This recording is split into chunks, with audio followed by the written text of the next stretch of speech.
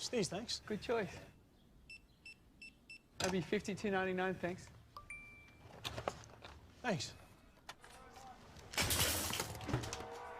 Repco, it starts with the parts.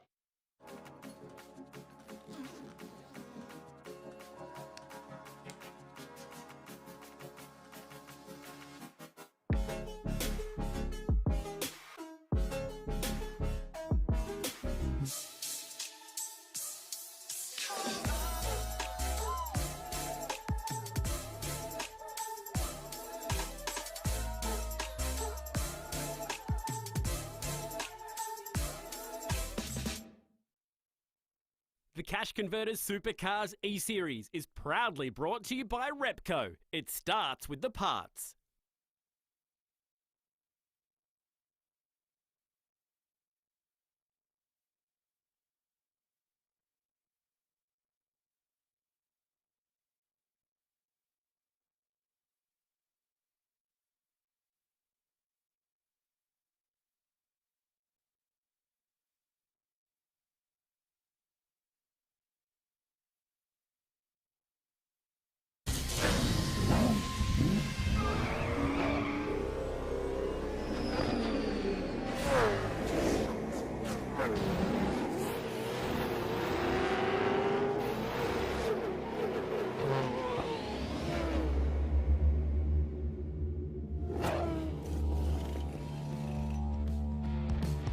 We're back in 2021. Welcome to the Cash Converters E-Series. We're getting ready for SwiftX qualifying, the series that supplied so many laughs and good times in really hard times last year. Jonathan Simon is back to put a smile on everybody's face. We're going to go live for qualifying on the Supercars socials. In about half an hour, we're going to go live with the racing on Fox Sports 7 Plus and KO. Welcome back, mate. Oh, it's great to be back. I love the E-Series. It's unfortunate we only do this during lockdown, but it gives us racing when we have nothing else on. Yes, it's also allowed Jonathan and I to leave our houses, which has given us something to smile about as well. We really hope you're going to enjoy what's coming up over the rest of the night. We've got a busy night planned. Yeah, we certainly do. We've got qualifying coming up, SwiftX qualifying. We've also got a couple of races here today. First race will be your Pro Series, your gamers. Some of these drivers do this full time. They race virtual cars as their job. And then the All-Stars. Chad, we've got drivers from the main game Supercar Series, Super 2 drivers. We've even got the grandson of an F1 world champ and a very, very fancy wild card. Yes, I'm very happy to say that we've got Oscar Piastri, the reigning FIA Formula 3 world champion. He's currently leading F2 points as well, joining us for the All-Star race. And there is a live look. We have 55 drivers lined up in their own sims, ready to go. That's insane. We had 56 drivers in the entire All-Star series last season. For the next 6 weeks, this is going to be a lot of fun. And we're going to kick it all off with a brand new sponsor in SwiftX, sponsoring qualifying tonight from the Red Bull Ring. They've got just 10 minutes, Jonathan, to get the job done. And the big news is, yes, we do have the returning series champ, but the guy who has been the dominant force over the last couple of years in Josh Rogers is not competing this year. He has a very, very packed schedule, and unfortunately, Walkinshaw would have loved to have him back because he's such a dominant driver, one of the best in the world, if not the best. But his teammate here, Dane Warren, snatched the championship off him in the final round last year at Phillip Island. And you have to say, he is the favorite going into 2021. But the big part about this for the Pro Series is there are a lot of drivers who are hungry for the title. They know this may be their best chance in many years because potentially Josh Rogers may return to the series in 2022. And where he was so quick was definitely in SwiftX qualifying trim. He was amazing in qualifying form last year. So everybody now with a chance to push the limits. Now, what are we talking about as a lap time here? There may be a lot of fans watching on from anywhere in the world right now that have competed in iRacing. They have an iRacing license. They get on there and they have a crack.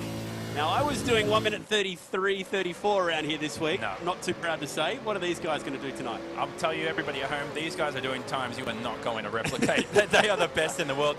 Dane Warren, for sure, is one of the top 10 drivers in the world on iRacing, and he's an Aussie. How proud of us to have him on board. So they'll be in the low 1 minute 28 range. Oh, boy. Those were the lap times in practice. If you can do that, you need to sign up to the E-Series next year, or at least enter the draft. 1 minute 28, that is the expected lap time for SwiftX pole tonight. Plenty of time to make it count. Dane was pretty quick last year in qualifying trim as well. Always inside those top 3 spots. A few familiar names to watch out for, and for the first time, brothers. Yeah, for sure. This is his younger brother, Ethan Warren. Well, he claimed the championship this year. We'll wait and see. But Ethan Warren is one of 6 rookies in the field, and he was the only one not to come through the draft. And good on him for signing with Tickford. The story behind that was Richard Hampstead, who returns to Tickford for a second season. They asked him for a suggestion on a second driver, and he straight away recommended Ethan Warren. He's that talented. He's an up-and-coming driver in the sim racing scene. Let's see if he's as quick as his brother. Well, his brother has just laid down a 1 minute 28.6. And Josh Anderson, change of team for Josh. Moving across to Team Cool Drive from Team Sydney, slots into second. Corey Shepherd now goes all the way inside the top 3. Now, he has qualified via the draft, and he's the youngest in the field. He goes to second, and just 0.06 of a second away from Dane Warren as Ethan joins him on the front row, 35 thousandths of a second away. And that's something that we're going to get used to seeing. They pull up as soon as they cross the line, hold escape, get back to the pits, fresh set of tyres, go again. Yeah, it certainly does. It looks weird, right, in virtual racing. By the way, in that Pioneer DJ car is DJ Corey Shepherd, as we'll probably name him for the rest of this series. Good on him, comes through the draft. So you've got 2 rookies in second and third. How about Jordan Caruso in P4 as well? Rookie of the year last year. These young guns are very quick.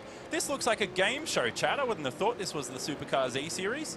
This is amazing, isn't it? You can see a couple of familiar faces there. Richard Hampstead on the right-hand side. Sam Brabham queuing up for the All-Star Series later. He's on a full motion Motum sim using virtual reality, and he's going to be in a livery very similar to what his grandfather used to race in back in the day when he was a Formula One world champion. So cool to have Sammy Brabs part of the show, part of the action tonight. It's Dane Warren, Ethan Warren, and Corey Shepherd. Hugely impressed with Corey, just 16 years of age, qualified via the draft, and already sitting inside the top 3. And there is Jordan Caruso, the young gun. Will he be the most improved coming into this season? He certainly is outside of the Supercars E-Series, and Repco were so impressed with his performance last year that they've signed him on back for 2021.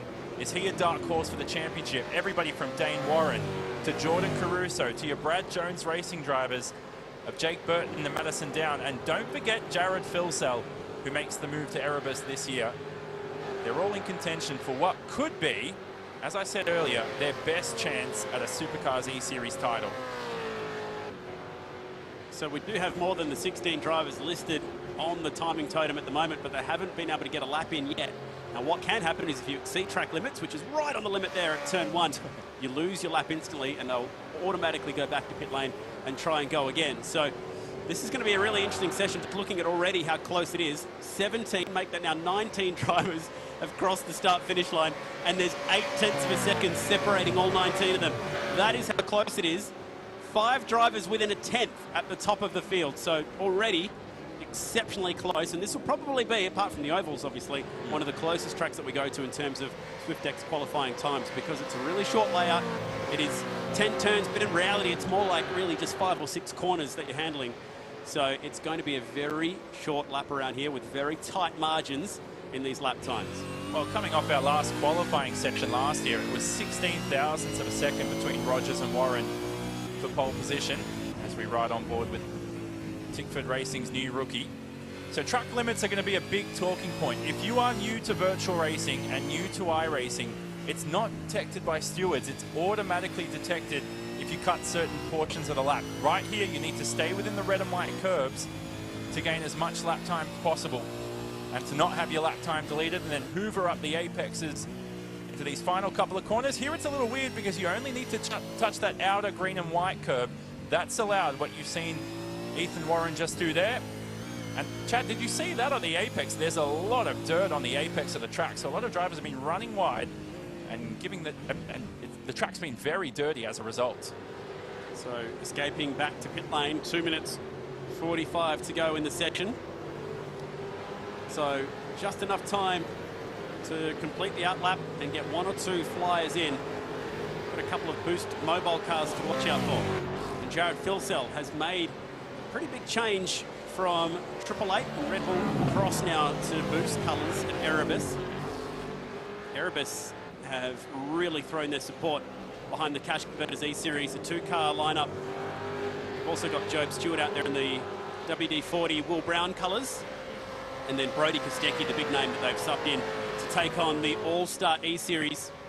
And for those who watched last year when Brody joined the All-Stars, he was very quick. He holds some world records in sim racing. We were surprised, Chad, last year when we found out he had the world record around Belle Isle, and he beat all the sim racers as well.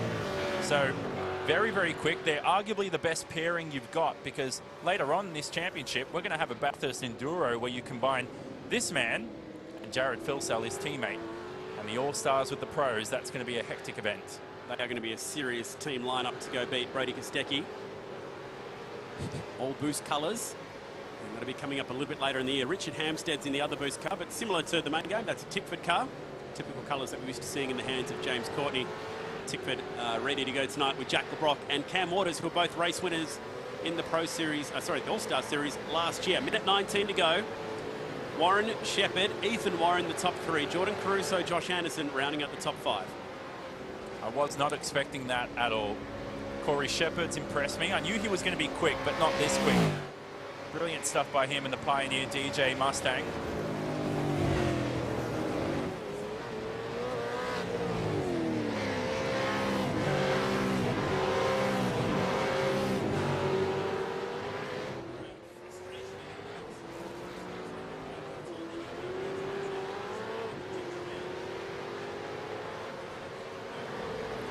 Only 16 years of age is Corey Shepherd, born in 2005, and he's chucked it on the front row provisionally for the moment. How impressive is that?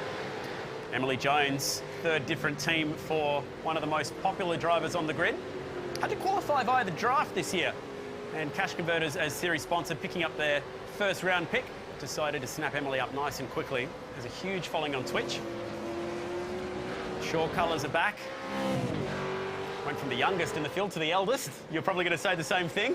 We did this last year, didn't we? I guess who drove the Shaw car last year? Josh Muggleton, who was the eldest in the field last year. Simon Feigl now stepping into this car. Shaw do love their deeper voiced vocalists. They prefer the older kind. By the way, sessions tick down to 0, so checkered flag is out. There are a few drivers, such as Simon Feigl, waiting to improve their lap times. For Warren, his session's done. He's going to box that car, just chucks it into the brake marker as well. And he won't improve. How about the WD-40 Commodore there of Job Stewart? He was the youngest driver last year. He's coming across to the final couple of corners. Not sure if he improved the lap time either. So Jackson Suzlin Harlow's had a pretty good run inside the top 7. And first of the BJR cars, Jared Filsell down in 6th. That's something of a surprise at the moment. I would have had Jared pegged for a spot inside the top 2 rows. And there is the man on top at the moment. Dane Warren getting the job done. And for the moment has the SwiftX Pole Award in his back pocket. And that does come with $200 worth of Bitcoin and $140 US worth of iRacing credit as well. So pretty cool prize if he can hang on for these last few seconds. It looks like it's going to happen. Very surprising. Andrew Gilliam last year chucked it on the front row as a rookie as well. He's returning to the series with Matt Stone Racing this year, but good on Corey Shepherd, because we've never had a winner come outside of the top 5 in a non-reverse grid race. So for Jared Filsell from 6th, it's going to be a big asking for him in about half an hour's time. Yeah, completely agree. But that is an awesome effort from Corey Shepherd to put that car inside the top 3 spots, picking up the Pioneer DJ sponsorship, and had to qualify via the draft. So we had a draft system that was held last week for those drivers that weren't cherry-picked, and most of them had to work really hard across the 3 races that we had to qualify inside the draft. Drivers like Emily Jones, but it is one of those hand-picked, cherry-picked drivers in Dane Warren and Walkinshaw Andretti United, and they are the team to beat once again, going for a 3rd straight title. And this guy, the reigning champ, flexing his muscles early and picks up the SwiftX Pole Award, the $200 worth of Bitcoin to go with it, $140 worth of iRacing credits as well, and that was a smooth move. Certainly was his 3rd career pole. Good on Dane Warren. What a championship was for him last year. He really deserves it. And without Josh Rogers to compete with him, this could be a very easy title. Let's see if anyone can challenge. Well, I wonder if Chaz Mostert can back that up. Walkinshaw Andretti United Star is about to get busy because the All-Star qualifying is coming up after this.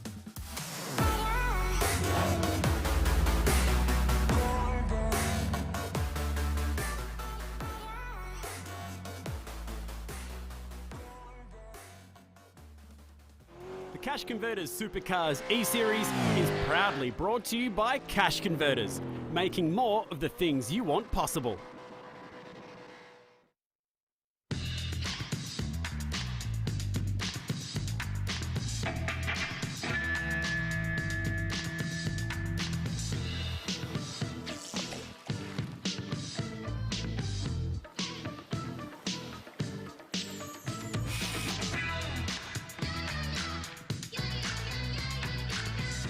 Make more of the things you want possible with Cash Converters.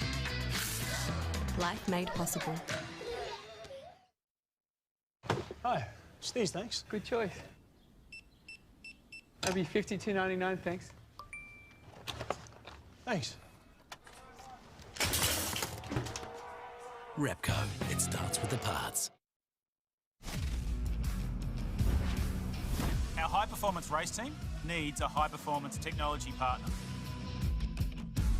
At Red Bull Ampol Racing, we rely on HP computers to power our on-track winning performance. The Supercars Championship ignites at Bathurst. The HP product range keeps us on top from design to drive. Red Bull Ampol Racing, powered by HP, and available right now at Harvey Norman.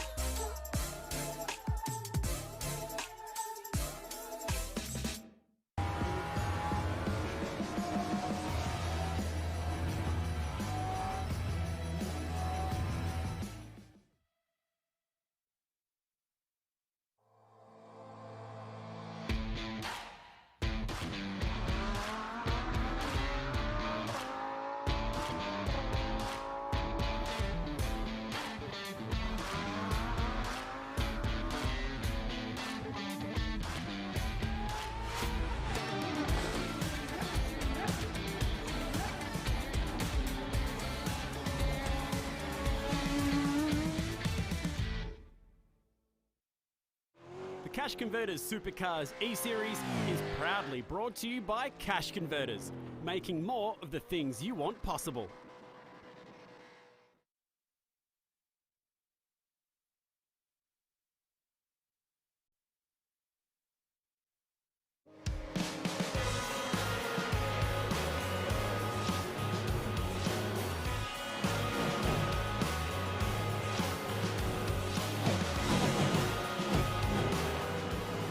Getting set now for the All-Stars. You're watching the Cash Converters Supercars E-Series.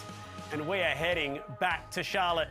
And for the All-Stars, who are a mixture of Supercars drivers, Super 2 drivers. We've also got Enduro drivers out there as well. Here they are right now. Throw in a Formula 2 driver who's leading the championship in F2 at the minute. This is a pretty amazing lineup. Carrera Cup is in there too. So the All-Stars are far and wide. Looking forward to seeing who else we can bring into this world over the course of the next 6 weeks.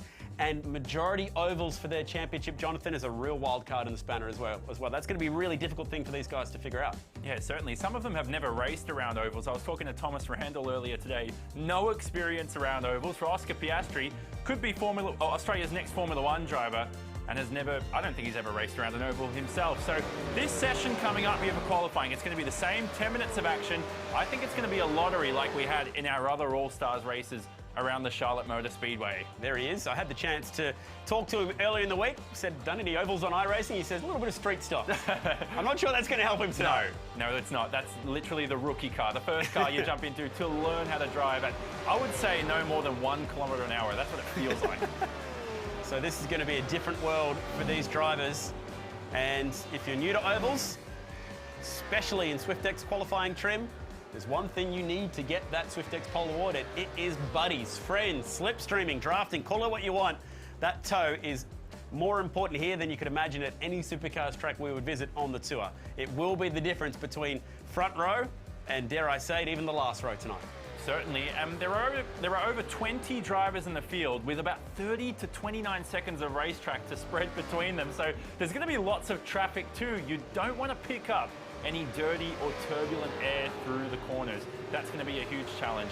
Number 54's Shaw Racing driver of Matt McLean. He's got some fancy locks, doesn't he, Chad? He does. Hopefully he's tied them back around the ovals because he'll be screaming around the corners at 300 kilometres per hour. He's been the rookie pick of the year so far in Super 2. How cool to see this guy back once again. Richie Stanaway after a few full-time years in the main game of supercars.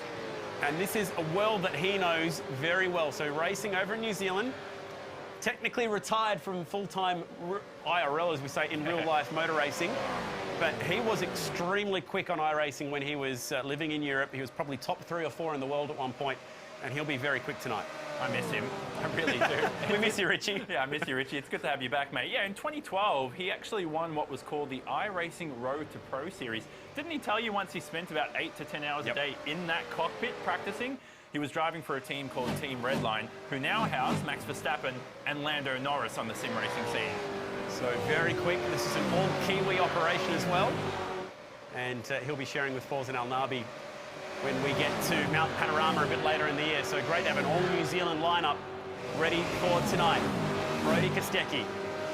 I've been putting my mind to work here, trying to think if there's anyone else in the lineup as he goes picking through the traffic with ease who has real-life oval experience, because Brody spent the majority of his youth in America in the feeder categories to NASCAR.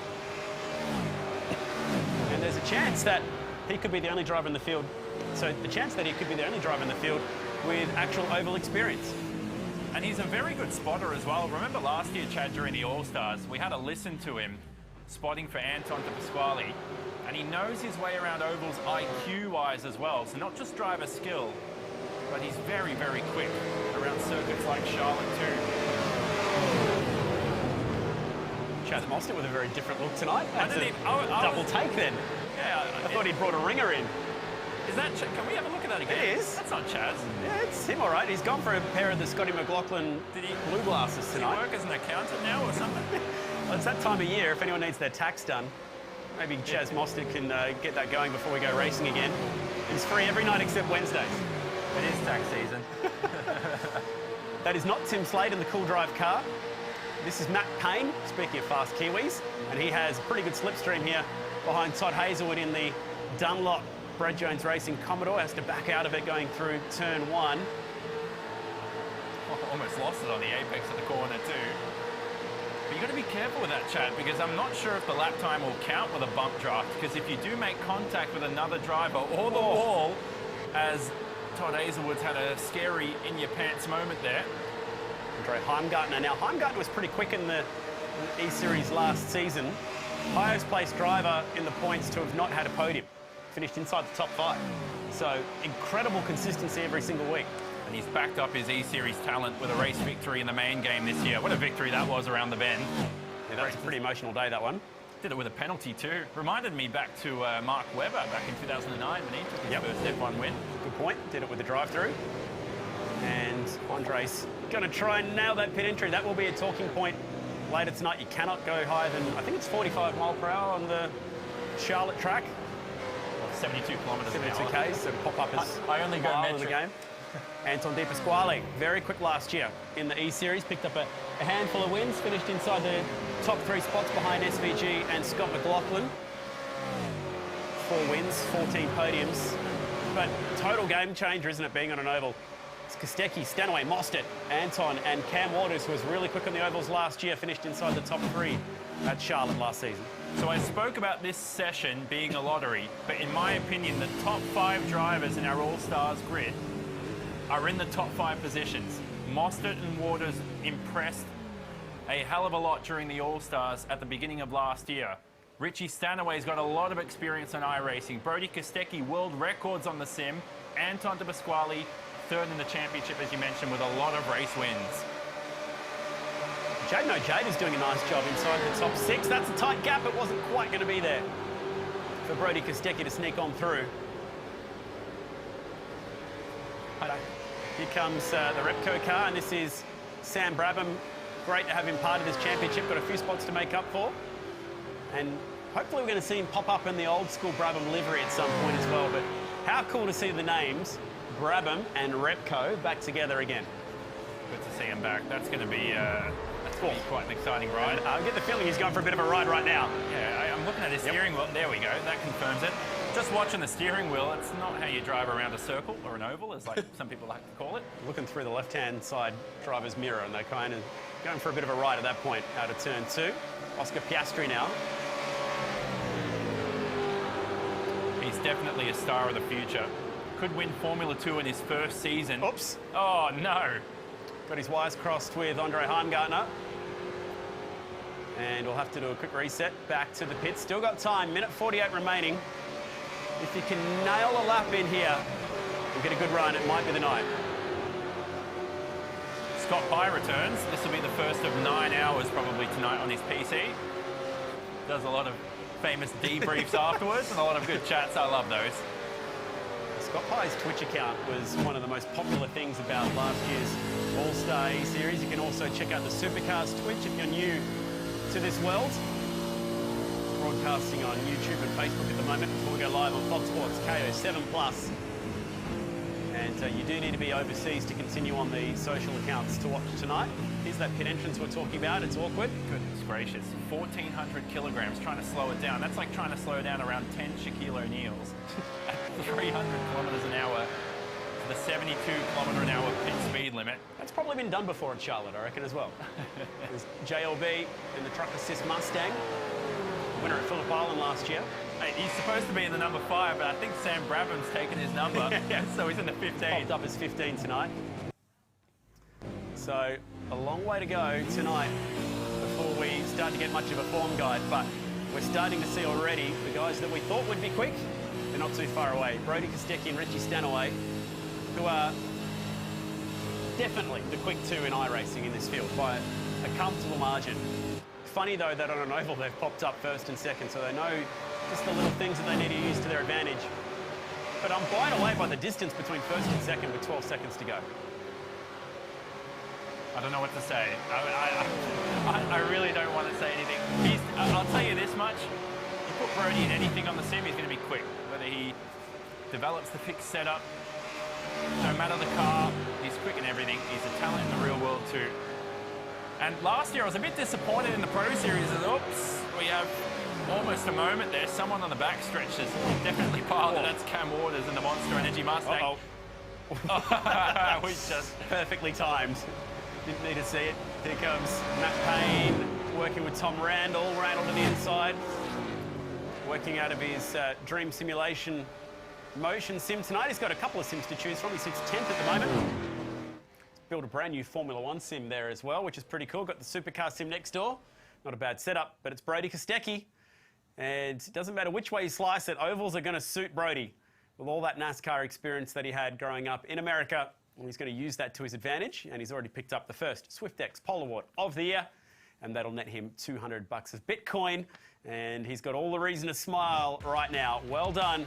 Brody Kostecki picks up your SwiftX pole position for round number 1 on the high banks at Charlotte. And Jonathan, fair to say that a 1/10 of a second around here is a big margin. Certainly is. He has some NASCAR experience in the Pro K&N Series many, many years ago. And now races around for pole position in our Cash Converters Supercars E-Series. Congrats to him as well. He will win, or he will be awarded by SwiftX, $200 of Bitcoin. That'll be worth about 50 grand next week. Perfect. So Brody's going to be, that's why you're smiling so much. Yeah, of course. He's a rich. Happy man right now. There's your results. That's a huge margin. Cash Converters session results. A 1/10 of a second between Brody Kostecki and Richie Stanaway in the all-Kiwi outfit. Chaz Mostert inside the top 3, must be the new glasses. Anton De Pasquale inside the top 5. Oscar Piastri, welcome Oscar, inside the top 15. He'll start 12th for tonight's race. And Sam Brabham out the back 22-car field. We do have the BP Ultimate safety car to watch out for. There will be compulsory pit stops, and there will be safety cars potentially, we know definitely in the All-Stars. Jonathan, what are you most looking forward to tonight? Oh, just racing back again. The E-Series around one circuit we've never been to, the Red Bull Ring, and Charlotte. I love ovals. I'm most looking forward to Neil Crompton. He's back tonight. We're not far away from going. Catch you soon.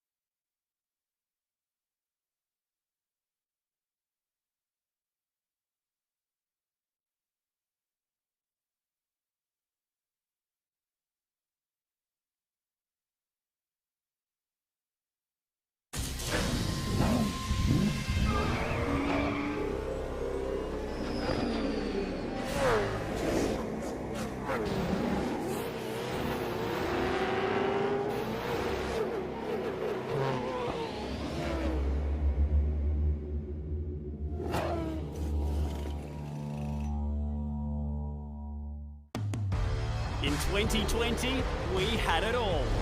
Pro gamers in dramatic finishes. Dane Warren is the champion. Superstar supercar drivers going at it. The checkered flag is out and Bert Gisbergen wins it. And big name wildcards driving in from across the globe. This car's a bit of a beast. In 2021, we're back and even better. Oh, he's tagged him. Tonight, two big races. Our pros go at it at the Red Bull Ring. And our supercars drivers hit the Charlotte Motor Speedway. It's the Cash Converters Supercars E-Series. Let's go racing. Hi everybody, thank you for joining us and welcome to the Cash Converters Supercars E-Series. It is truly great to have your company tonight and wonderful to be able to join you once again after I've been waylaid for several months. And thank you very much for all the kind messages.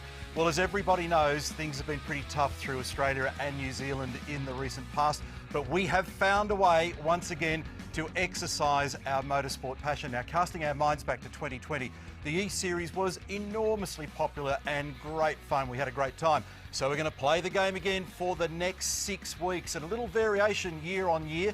This year we've got 2 races.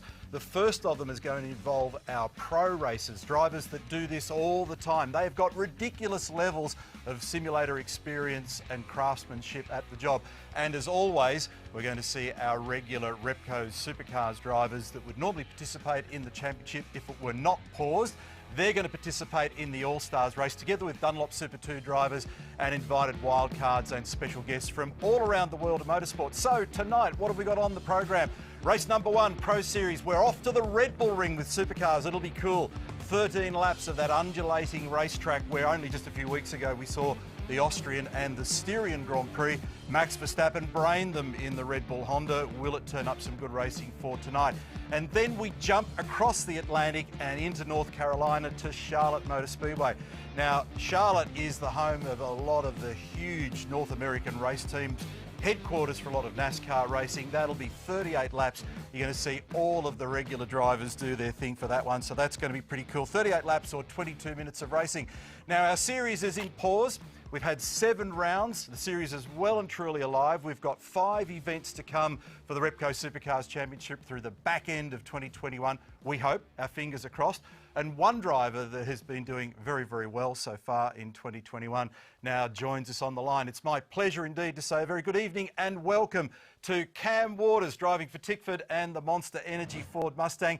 Hey Cam, great to see you, mate, and lovely to see you back in the saddle, and congratulations on the year-to-date 3rd in the championship. And they reckon in our caper you're only ever as good as your last result. Yours was a ripper, an Armour All pole converted to a win. Well done. Thanks, mate, and yeah, welcome back. It's good to hear your voice again. Yeah, wish I could see you in person, but yeah, obviously weird times we live in. But yeah, I'm loving that you're saying that I'm only as good as my last race. I'm going all right. Hopefully I can say the same thing after tonight's oval. Well, I'm looking forward to seeing you as well. So 4 Armour All poles this year and on the podium and doing a bit of winning. So things are looking good. Expectations for the back end of the championship? Hopefully just more winning. You know, our tyre life hasn't been good this year, and we're hoping we turn a bit of a corner in Townsville. Obviously, we stepped it forward quite a lot between the 2 weekends, so we're hoping that translates into other races and different tracks. But yeah, more of that would be nice. Let's jump into the now. How much seat time in preparation for tonight? It's a very different world to your regular seat. I haven't done a great deal on the sim, to be honest, so might be a little bit rusty tonight, but yeah, luckily there's only a few corners I've got to work out tonight, so hopefully it's all right. All right. Don't forget to keep turning left. Thanks, Cam. All the best. Have fun tonight. Look forward to catching up with you soon. Going to chat now to a guy that you might have bumped into once or twice in your life, your old teammate, and he sits 4th in the championship. Chaz Mostert. Lovely to see you, Chazzy. Crompo, I tell you what, mate, it's so good to hear your voice. We've all missed you in Supercar land, but yeah, it's good to see you back, mate, even on a virtual standard. Well, it's nice to be here, and I appreciate it. Thanks, mate, and thanks for all the well wishes from you and Cam, all the drivers over the period. So for you, the last time out in Townsville was a bit of the same story in a sense, because the first weekend was pretty tough. The second weekend was excellent, mate. Big bounce back. Yeah, massive turnaround for us and our team. Kind of a week break there in the middle, obviously at the track. A lot of things to go through. You look, the first weekend we were really trying to close the gap to the front guys and tried some new things, and we just couldn't make it work for the first weekend. So went back to keeping it simple for the second weekend, and could come away with a trophy or two. So it was pretty good. Now, have you got your e-racing brain locked and loaded and ready to go? You got your race face on? Not really. I only just jumped into the supercar practice session just before the qual. So it's a bit of I'm a bit rusty like Cam, but I'm sure we'll find each other's doors out there as we always do, and put on some entertainment for everyone watching tonight. Great to see you, mate. Have a good run, enjoy, and look forward to catching up with you very soon. Well done on the season to date, 4th in the championship. Cheers, mate. Thanks, Chaz. Chaz Mostert from Mobile One Appliances Online, Walkinshaw, Andretti United. So our callers for this evening are Chad Nailon and Jonathan Simon. Boys, what can we look forward to? You've got a whole lot more technical information and grasp than me. Tell me all about it. Neil, it's really cool to see virtual Neil back in the E-Series as well, isn't it, Jonathan? I think one of the cool things about the E-Series last year, the All-Stars, was having Neil's voice on it, made it look and feel like a supercars race. So great to see him back in that awesome-looking studio. What are we going to see tonight? That's the big question. We're going to see our sim racers come up. The drivers, as Crompton said, that are going to be doing this not only tonight, but they do this full-time. They do this as their full-time job, which is incredible. Then we get to see our main game drivers, the Supercars driver field, Super 2, the juniors. We've also got a fancy wildcard racing here today. We do. We'll let that out of the bag a little bit later because I hear Neil might be chatting with him live very shortly. But let's check out who's on the SwiftX poll for the first race tonight. And we are going to be switching our attention first to the Pro E-Series, which, remember, the pros in tonight's format are actually the guys who don't race for real. They are the pro gamers. And it's Dane Warren, the reigning champion. Walkinshaw and Andretti United have won the last 2 E-Series, and they again seem to have the ace of the pack. It is Dane Warren, whose brother was pushing him all the way out there today, but Dane very quick. Very, very quick. His 3rd career pole, the reigning champion from last year. Welcome back, Dane Warren. He's going to be tough to beat. Yeah, great lap from Dane Warren, and Walkinshaw and Andretti United looking very quick once again. So the Red Bull Ring is where we're going to be visiting for this first race tonight. Let's check it out on our next level track preview. Jonathan, this is a track that we love to race at. It's really quite new in iRacing terms, a very challenging circuit, and one that should suit the supercar as well with the big long braking zones. Certainly will. Now this is turn 1. This is called Niki Lauda Curve. Named after the late, great Niki Lauda, 3-time Formula 1 world champion. Now, this is your best overtaking spot. Turn 3 is coming up. This is a great straight to grab a slipstream and pull off a mammoth overtake and a great run. You'll see the camber at the apex of the corner. It can really unsettle the rear end of the car. There it is. And as you try to apply the throttle here, you can lose the rear end. I'm obviously driving a slow lap here, which makes it a lot easier. Now we're going to bobsled down the Austrian Alps because this car's 1,400 kilograms, which makes it very difficult to apply the brakes here into turn 4. Overtake around the outside here, if you dare. We've seen so many overtakes go wrong into this corner over the years in many forms of motorsport. Now, 6 and 7 coming up, you get a lot of resistance through the wheel. Chad, you at home, you've got a Thrustmaster wheel, a next level racing setup. That's awesome. Yeah, load cell pedals as well. You can really feel it going downhill into turn 4. I'm not quite as quick as the guys that we'll see tonight, but last sector, very, very tricky, and quite a few spots that you can get picked up for track limits as well in the last part of this lap. Yeah, certainly, and you can only get pinged 17 times during the race. It doesn't seem like much, but, it does seem like much, but it's actually not really. Hoover up the apexes here into the final corner. There's the pit entry to the right. That's a difficult pit entry, but you're just going to chuck it here into the final corner.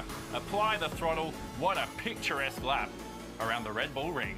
Nicely done, Jonathan. That is a journey around the Red Bull Ring. Crompo, great to have you back in the E-Series.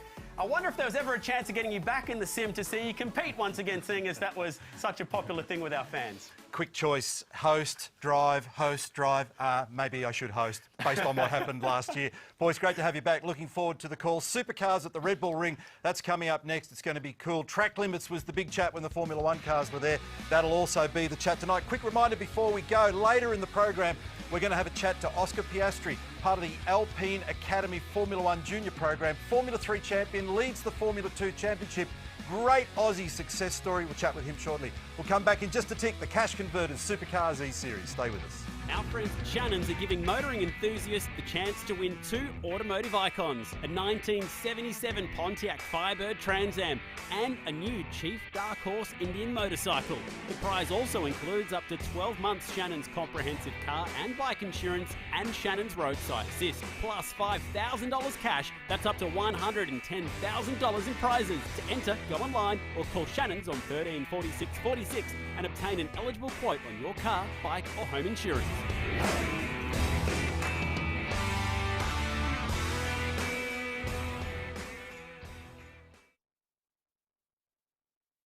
The Cash Converters Supercars E-Series is proudly brought to you by Cash Converters, making more of the things you want possible.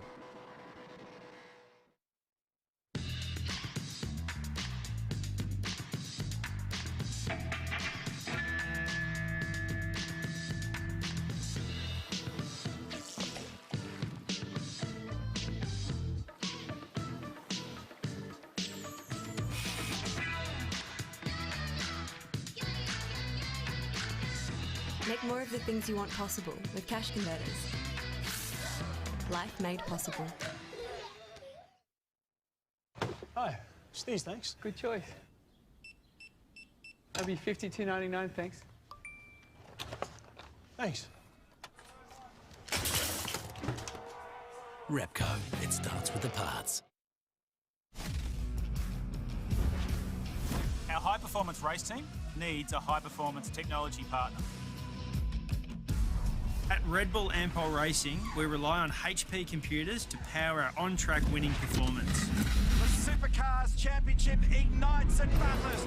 The HP product range keeps us on top from design to drive. Red Bull Ampol Racing, powered by HP and available right now at Harvey Norman.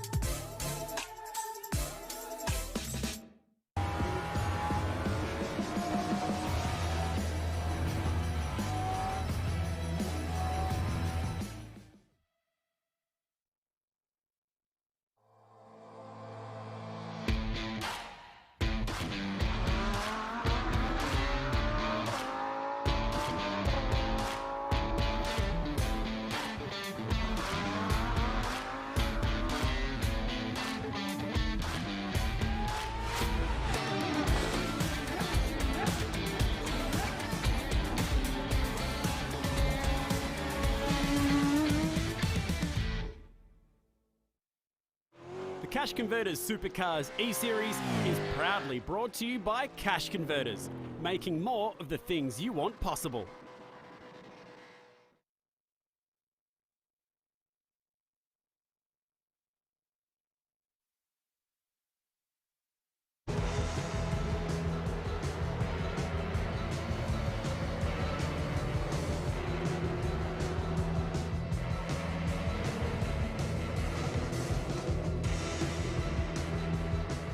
Welcome back. Hope you're all settled in for the Cash Converters Supercars E-Series. This is going to be Supercars at the Red Bull Ring in Austria. Doesn't get much better than that. Looking forward to a couple of very big races tonight. We're going to get things started with the pro gamers.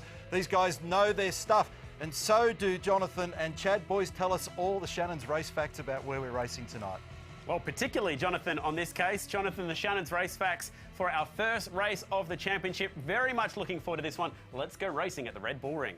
Certainly, it'll be a 13-lap event here. First race of the 2021 Cash Converters Supercars E-Series Championship. Now, if we do need to go time certain, it will be 22 minutes in length. Look at that pit transit time. That's a stop with tyres. One compulsory pit stop will be required by your field today. Under the rule set, that's described as taking 4 tyres at a minimum in that pit stop. Get ready, virtual pit crew. You've got a tough job on your hands as well. 65 litres of fuel for the race, or the drivers will begin with 65 in the tank. Only 45 needed for the race, so do some burnouts, whoever the winner is, probably Dane Warren. Here's the track map. Best overtaking spots into 3 and 4. 4.3 kilometres, 2.6 miles. Depending on your units of choice. It's a 300-metre run down from turn number 1, from pole position to turn 1. So if you have got qualifying wrong, you don't have much space to make up positions. There's the predicted pit window, laps 5 to 8. It's not a compulsory window, but you cannot serve that compulsory pit stop on the final lap of the race. And 150 big ones, big championship points for our race winner here today.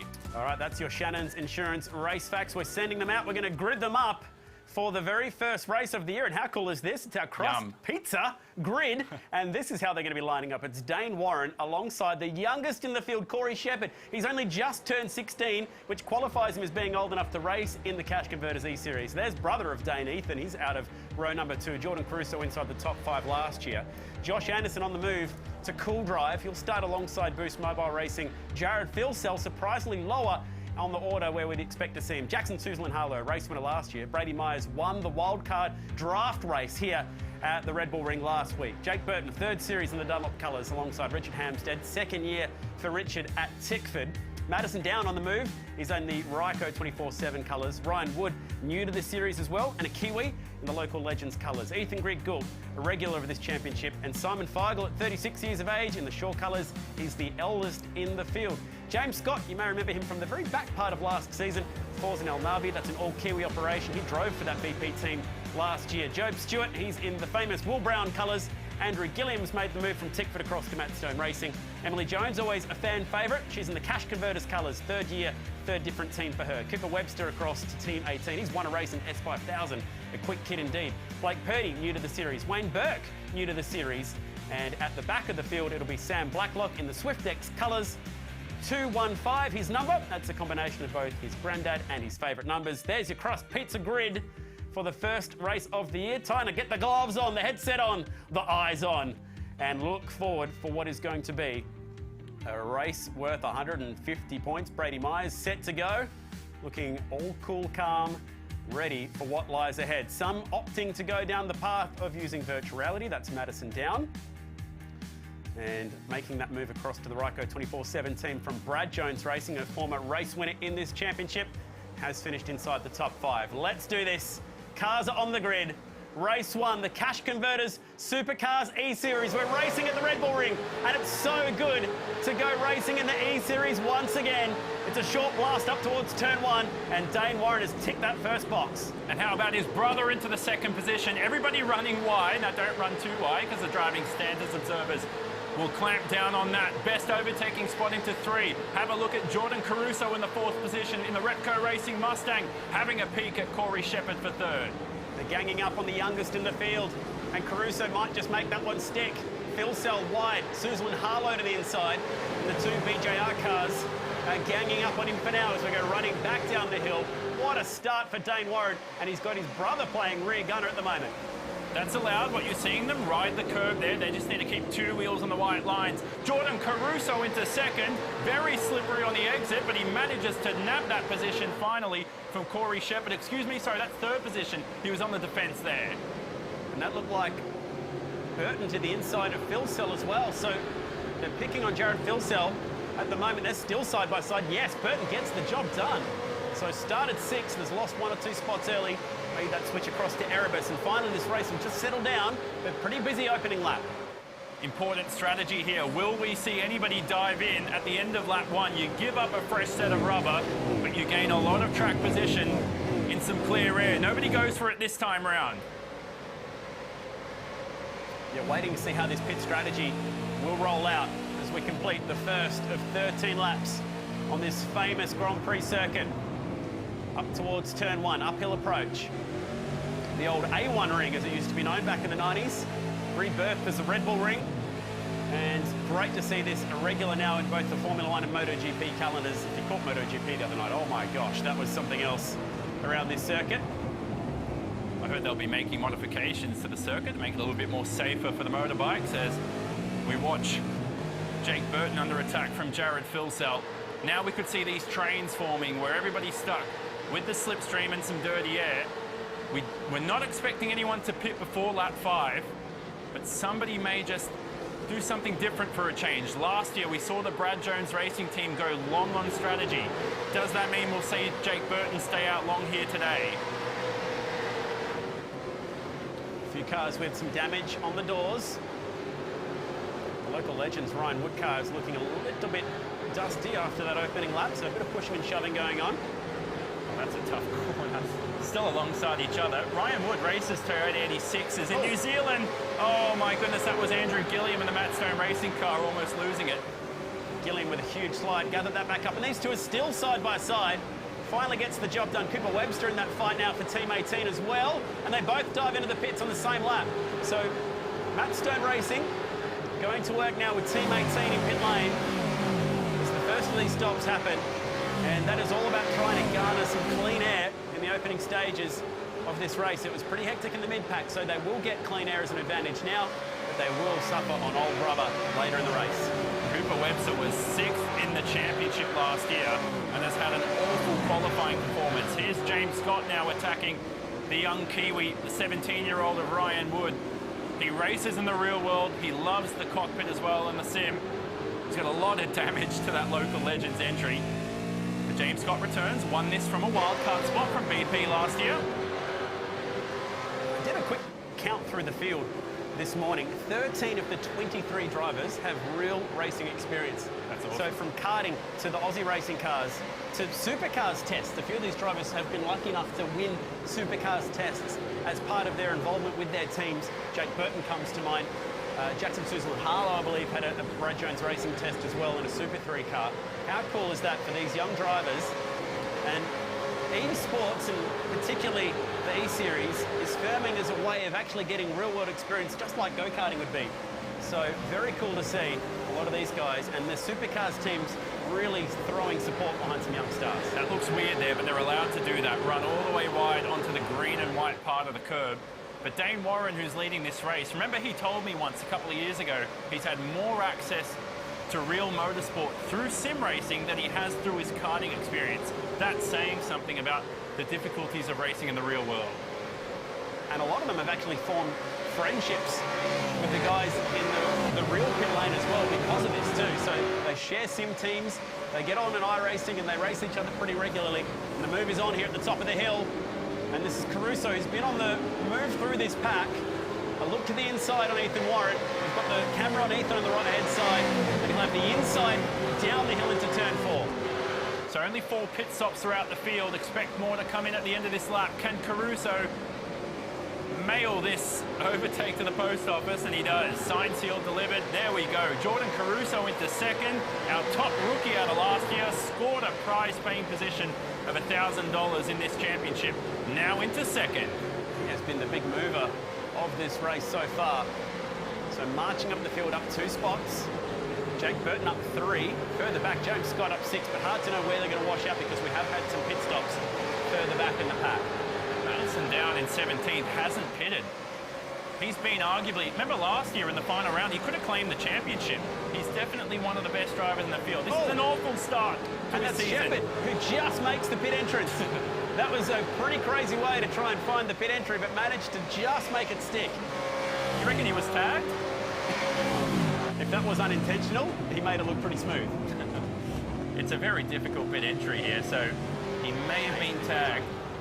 Now they are allowed a fast repair, as we watch our first cash converters, instant cash repairs. We might have to repair the rear end of that car.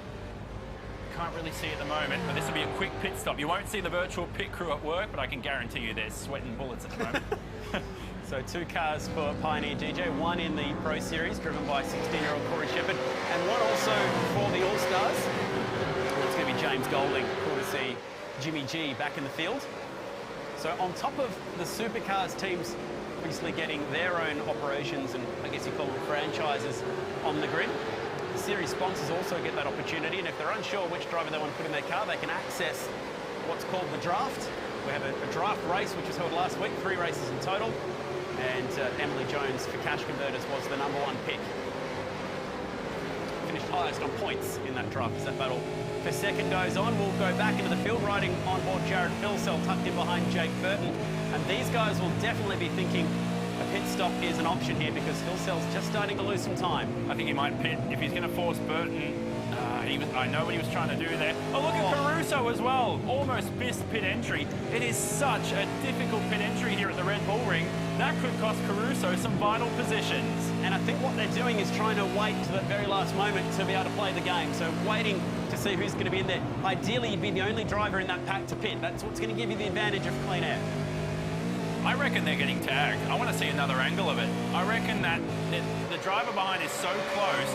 Right there, if you're Jake Burton, if you wanted to pit, do you opt not to do it because Jared Filsell's right up your alley as leader Dane Warren is also ducked into the lane? Well, if you think that's bad now with the pro guys at the Red Bull ring, wait till you see the All-Stars on an oval. We're going to see some chaos later tonight. One race for the pros, one race for the All-Stars. Red Bull ring now, Charlotte Motor Speedway later tonight, and what is a majority oval season for the All-Stars keeps the practice low, the entertainment high. But this pack is absolutely hot right now. Ethan Warren has just led his first lap in the E-Series as a rookie, and he's got Jackson Suzlin-Harlow and Jake Burton in hot pursuit. So Brad Jones racing with a couple of drivers here, and Phil Sell, who towards the end of this run has certainly found some speed.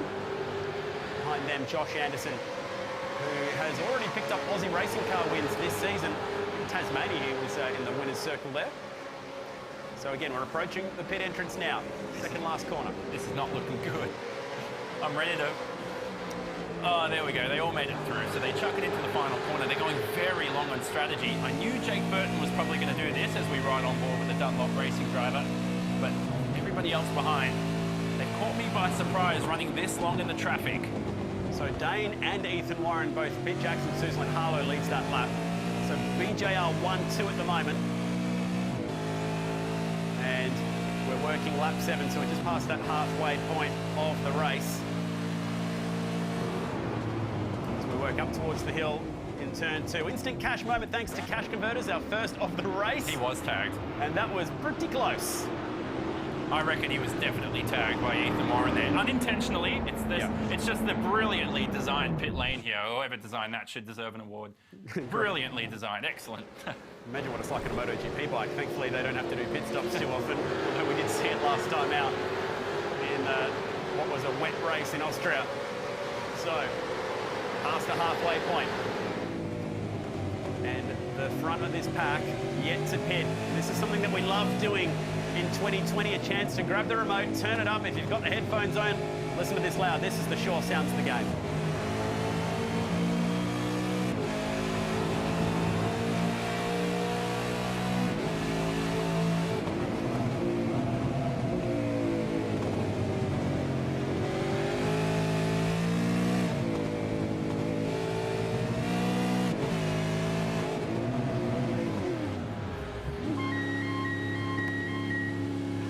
That even got the alarm when you hit the pit entry at the Red Bull ring. Nailed the pit entrance. Yes, you can get pinged for speeding in pit lane, and the time to do it is on pit entrance because you can serve it straight away without having to serve a drive-through. So this leaves the two Brad Jones racing cars with the commanding lead from Emily Jones. They are the last 3 drivers yet to pit. Didn't I tell you the Brad Jones racing cars were going to run long? They did this last year. They had their real-world engineers on the cars. Yep, and they're back, by the way. Andrew Edwards, who's the real-world engineer for Nick Percat, working with Jake Burton. And you talked about the real-life drive both these guys had. Brad Jones was very kind enough to award them a test in a Super 3 car, and I heard some very kind words from those engineers who just mentioned that. Drivers such as Madison Down, who jumped in the car, first lap, blitzed everybody out there in the test. They said he'd definitely be a race winner in Super 3 if he had the budget.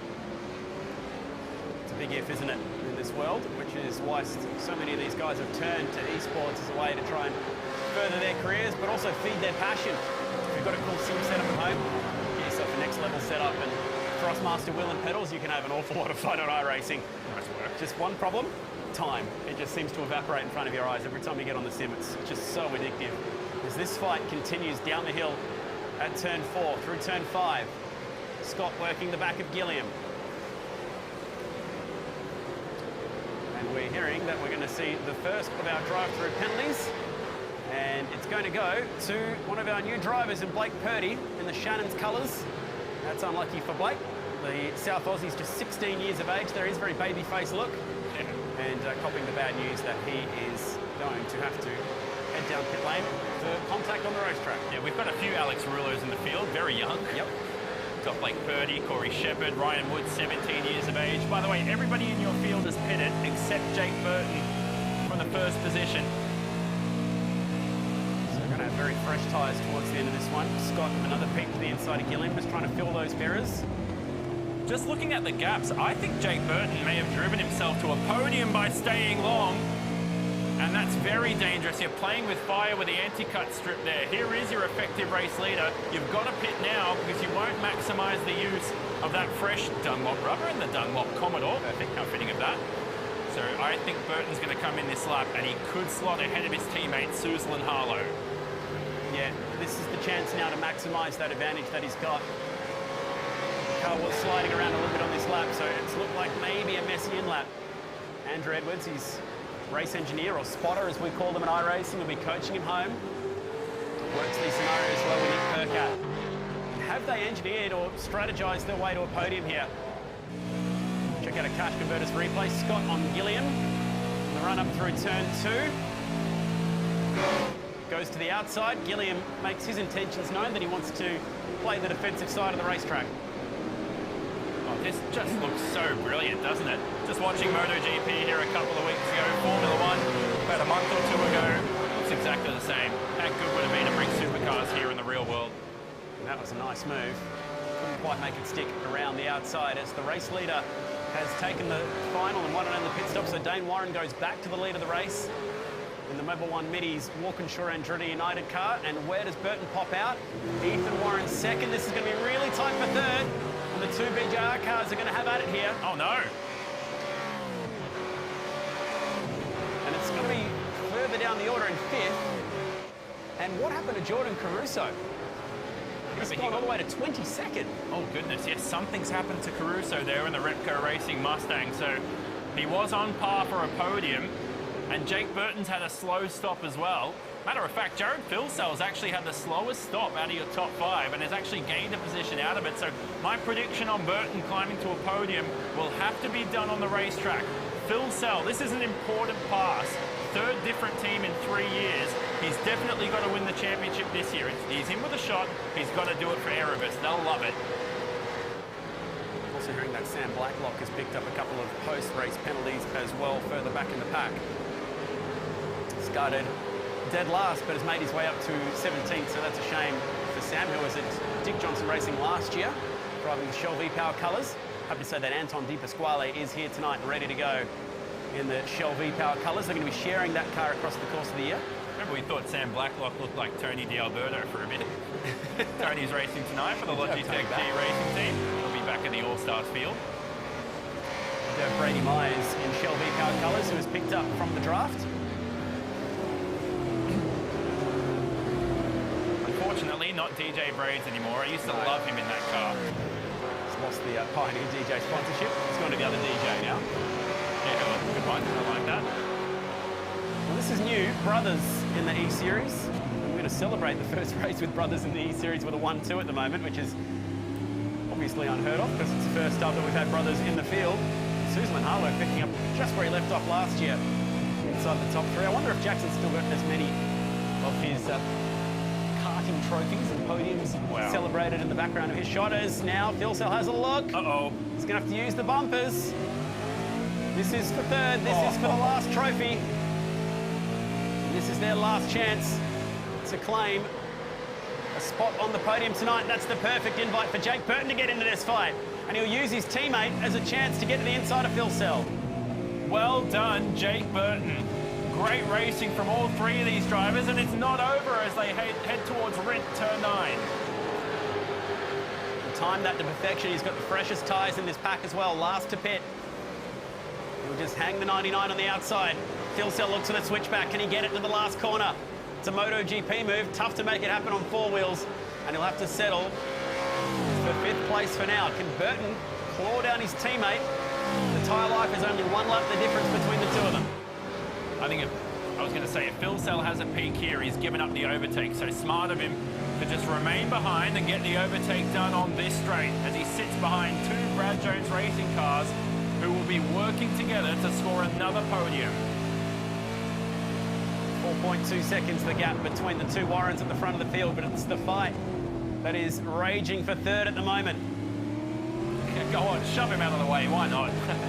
Might have to use the bumpers to get around him with a lap and a half to go, but the racing between the pros is so clean. And might I mention fast. Last lap, 1:29.0 for Dane Warren. We have seen them into the mid-25, 29s. Cooper Webster, quickest lap that I can see on our timing screen at 28.8 so far. Corey Shepherd, 28.7 further back in the pack. So Corey got spun, but qualified on the front row. Corey, unfortunately, not having the race that he'd want, all the way back down in 21st for now. He's a race winner. He's about to start their last lap, doing it easy for now. Well done to Dane Warren. Remember how much they were celebrating last year for his championship, his family? Imagine their house party that will be going on tonight with Ethan Warren on the podium too. Still one lap to go. Let's not call it early. Leader starting the final lap of the race in what has been a fairly clean opening race to the Cash Converters E-Series. I think that's done for Phil Sell. He just doesn't have the tyre life compared to Jake Burton. Jake Burton may want to have a run on his teammate here at turn 3, but it's risky because you invite the Erebus Boost Mobile racing car of Phil Sell to potentially nab both of them. Half a lap to go. Passing opportunity at the top of the hill between the Brad Jones teammates. Not quite. Looking down at timing to see who has been moving through this field. Cooper Webster started 21st, runs 10th, and that was a small error at the exit of the corner. And as a result, Suzlin Harlow has to go defensive. Burton will go to the outside at turn 4, and that might just open the door again. Watch out for Phil Sell. Can he buy one last ticket to this fight? The BJR teammates go side by side on the last lap. Oh, goodness gracious. He's worked it. He's got the inside now. Jake Burton has fought this move out, 1 or 2 corners ahead, and might just make this stick on the last lap, the fight for third. Last sector for your race leader. And he's going to lose 2 spots as he slides out wide. It's not a great result in the end for BJR because they might lose another one here to Erebus yet. Last couple of corners, Dane Warren is going to win this race. And with the use of the bumpers, Burton is going to hang on to third just as Dane Warren leads a Warren family 1-2. First time we've had brothers in the Pro E-Series, and they finished first and second. That's a wonderful moment for that family. And yes, great drive, Jake Burton, with a move on the last lap. Well done to get his teammate, and Jared Philsell, who had all but settled for 5th, was given a reprieve and a last chance dash to move into 4th. Good racing from the pros, and there's your race winner, converting the SwiftX Pole Award to 150 points. What a finish. I love that. I enjoyed it. Jake Burton with his 7th career podium. Well done to this man, Dane Warren. Picks up the season in style. Ended last year with a race win. Remember, he's only ever crossed the line in first place once in his career. Yeah. He's got 2 wins, but one of them came through a penalty. That's a well-deserved victory there for Dane. Well, no chance of taking that one away from him. There is the live look. How would you like to be on that Zoom call? That is a busy, busy night. We've got 55 drivers across both the Pro and the All-Stars. And that is how it looks at the end of 13 laps. Well done, Dane Warren, getting the job done. Ethan Warren, 3.9 seconds behind him. And Jake Burton, what a move on the last lap. And how about Cooper Webster from 21st all the way inside the top 10. That was a great drive. Unlucky for Jordan Caruso, finishing down the order in 20th. But the Red Bull Ring always brings the excitement. Here are your Bosch race highlights from the opening race for the season. And it was clutch off that front row, once again from Dane Warren. Ethan Warren got a really good start. And Jordan Caruso deserves so much more because he was really in the fight for those opening laps. It certainly was. Here's a nice little scrap between Ethan Warren and Jordan Caruso. So not sure what happened to Caruso in the Repco Racing Mustang, but he was out of contention for the podium later in the race. Rubbin's racing, fellas, and we loved it. Jared Philsell, so that was a tap there, as Jared Philsell rides the rear end of Jake Burton. So many drivers struggled with that pit entry. There was Caruso, turned around by Warren, just managed to save it.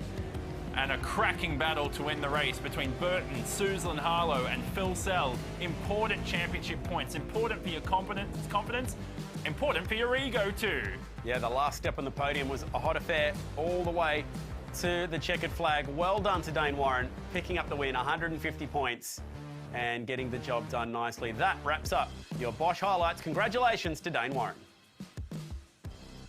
First race of the season, run and won. Congratulations, Dane. Unbelievable drive. Nice finish, pretty wild. We heard in the background it sounded as though the family were pretty enthusiastic about that as well. So a family 1-2 and a nice margin at the end of around 4 odd seconds. So cool to see all of our supercars running around that location. So we'll catch up with our winner now. Congratulations, well done. Nice work for everybody at Walkinshaw.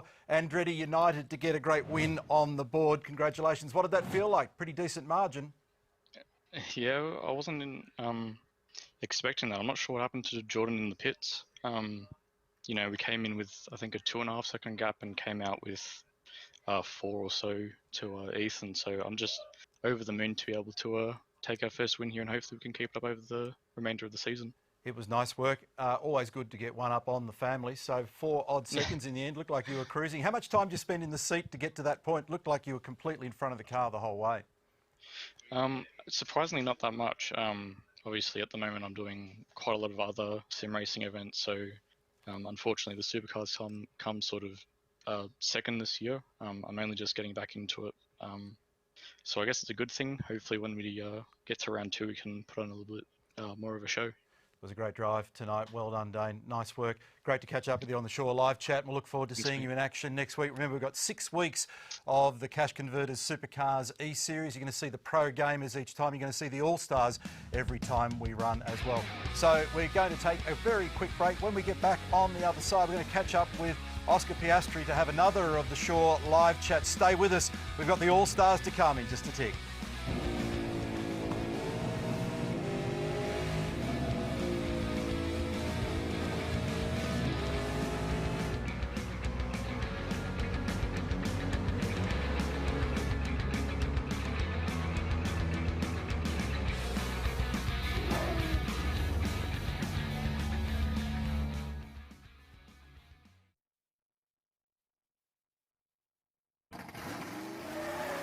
The Cash Converters Supercars E-Series is proudly brought to you by Crust.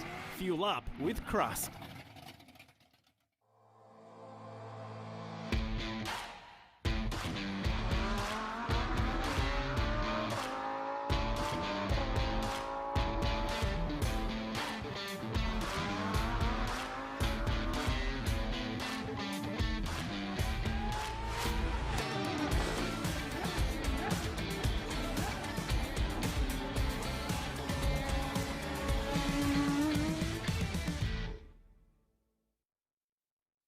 Hi, Steve's, thanks. Good choice. That'd be $52.99, thanks. Thanks. Repco, it starts with the parts.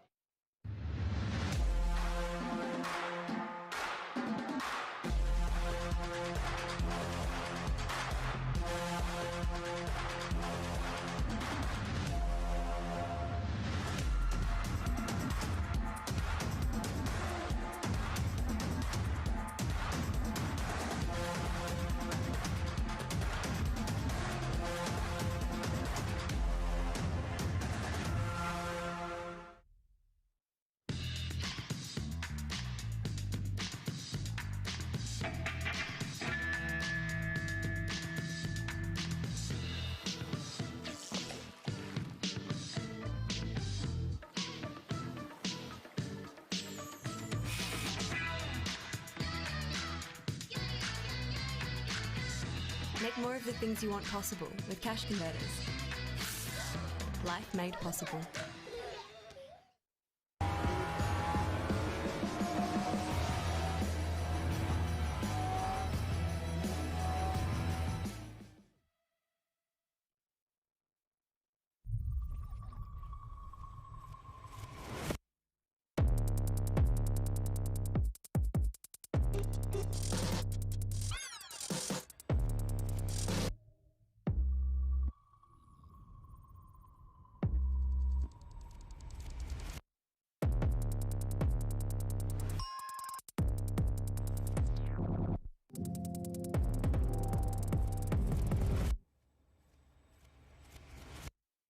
Cash Converters Supercars E-Series is proudly brought to you by Seagate Gaming, specialists in console and PC storage.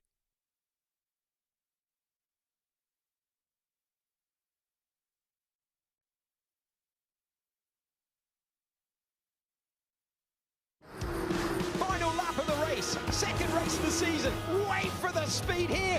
Who appears in our picture in the lead? It's Oscar Piastri who gets past, but Lundgaard's going to risk it, and that will be tight, tight, tight. He doesn't need to risk this one, but he will. Oh, they're all over the curve. How have they managed to get through there? Oscar Piastri takes the lead. The Australian driver will see the checkered flag first, and Oscar Piastri brilliantly wins in Bahrain.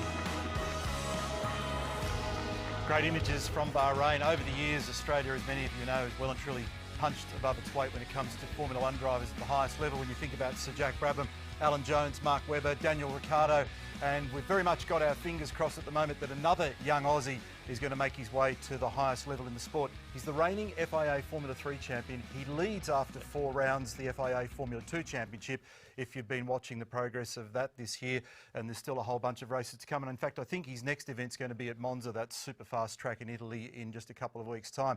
And for another Shaw live chat now, we've got Oscar on the line. He's just 20 years of age from Melbourne, and he's our wild card this evening for the All-Stars event. Oscar, it is a great pleasure to welcome you to our program this evening. First of all, congratulations on everything that you've achieved so far in your short, young career. Outstanding. Well done.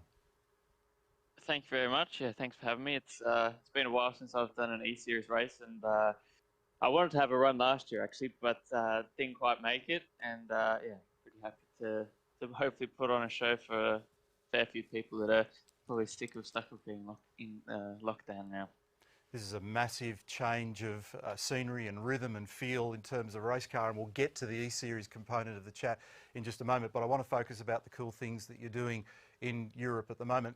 Also, I mentioned at the top of the show that you're a part of the Alpine Academy program and the Formula One Junior program, which was once known as Renault, and I think you most recently had your 3rd F1 test, if that's correct. I know you had a run last year, and I think it might have been the 2nd for this year.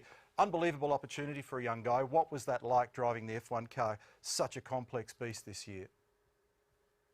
Yeah, I mean, you can't really put it into words. It's just awesome, and you know, the cars I race in my normal series in F2, they're no slouch either. But the F1 car is a whole nother beast in itself. So yeah, the tracks I've been to have been quite different.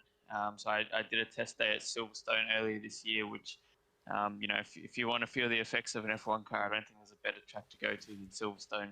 And then Monza was low downforce for an F1 car, still ridiculously high, but yeah, a lot of big stops, so you could really feel the G-force when you're braking. But yeah, it's awesome to firstly have driven it once, and then to get another 2 test days this year has been awesome. And yeah, massive thank you to Alpine for that, and hopefully there's a few more. I'm not quite done yet. Now, you've done a bit of sim work with the team as well, and for those of us that are avid F1 fans that stay up late night and watch what's going on, the last time out at Hungary, Esteban Ocon was the Grand Prix victor, and you made some level of contribution to that whole process. Well done. Thanks. Yeah, I mean, I won't take too much of the credit, because I don't think I could have simulated Bottas wiping out 6 people at turn 1, but yeah, I'll take it. It was a fun evening, a late night. I think I left the sim at about midnight on Friday, and hopefully the setup was a bit better than practice. So, but yeah, I think it's pretty cool to be able to have the F1 team's trust and be able to do those race supports now. So yeah, it was pretty cool. And then to see Alpine get their first win, rebranded, and then their first win at Enstone as the base there for, I think, 6 or 7 years now. So yeah, that was also very cool to see. You're going to have to dramatically recalibrate now, Oscar, because massive jump in weight, massive drop in aero, massive lack of grip in relative terms. So you're going to have to get your head around driving a very different sim now. Have you done much work on this? Not too much, no. Especially not in the supercar, and definitely not in an oval. So it's pretty new. I did quite a lot of sim racing when I was at home in Australia, but I only got a sim here in Europe about a month ago or so. So it's still a bit new to me, and my setup's not quite what I was used to at home. Driving on one screen is a bit tricky when you've got the whole pack around you, but yeah, it's good, and I've got a bit of experience, so hopefully I can move forward a bit from P12. Well, I appreciate you taking time out to have a chat to us tonight. Great to see you. All the best for the balance of the F2 Championship, and good luck turning left on an oval. So not only dealing with a supercar and all the rest of the maniacs that we hang out with all the time, but a very different racing scenario in the background. Thanks, mate. No worries. Thanks for having me. All the best. Oscar Piastri, look forward to seeing him racing at Monza and for the back end of the FIA Formula 2 Championship in 2021. Mark Webber, I spoke to last week, is a huge, huge rap for that young guy. Now, another young guy that's making a big name for himself in Australasian motorsport at the moment is another of the Shaw live chats for this evening. He's got off to a ripper start with Erebus and he joins us on the line. It's always good to catch up with Brodie Kostecki. And Brodie, how good's this SwiftX pole? You're the favourite, you're the setup guru, you're the bloke that set the benchmark lots of the time last year. So are you going to be able to get the job done? I'll put it right on, you're going to win this thing. First of all, welcome back, Neil. It's great to hear your voice again. Yeah, I've done a bit of oval stuff in the past. Obviously, that's no secret. So it was pretty good to get the pole, and pretty excited to get stuck into the race. I think it's going to be pretty chaotic, so I think anything can happen. Thanks very much for the warm welcome back, and I'm looking forward to catching up with you and having lots of chats with you and your crazy little mate Will Brown. But how much work have you done in preparation for this evening, or is this all muscle memory? Have you got this so down pat now based on what you did last year that you just jump in and go? I think for the oval side of things, it's pretty much in my muscle memory. I kind of grew up, oval racing on iRacing as a kid, so didn't have to do too much preparation. So kind of just jumped in and got myself a good draft for qualifying and just put a good lap in basically. So, but I don't think any of that's going to matter coming to the race. So we just have to keep the Boost Mobile Commodore up front. We're tight for time. Quick comment about the Repco Supercars Championship season. Awesome drive for you at Sandown. Give yourself the quick scorecard report. I think so far it's probably a 6 out of 10. I just want to be a bit more consistent throughout the year, so hopefully we can go racing again soon. All right, well, we're looking forward to seeing you in action. Going to be lots of fun turning left at the Charlotte Motor Speedway. Have a good run tonight, bro. All the best. Cheers. Thanks, Neil. See you, mate. So looking forward to seeing everybody run around, all your favourite supercar drivers, a bunch of the Dunlop Super 2 drivers and various special guests, including Oscar Piastri. All the fun at Charlotte Motor Speedway without the fried chicken. Stay with us. This is the Cash Converters Supercars E-Series. We're back in a moment.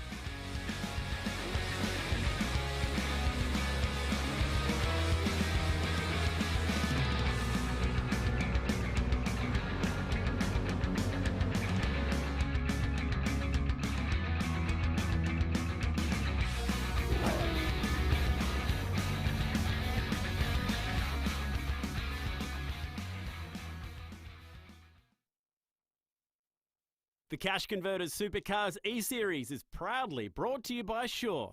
Sound extraordinary on and off the track.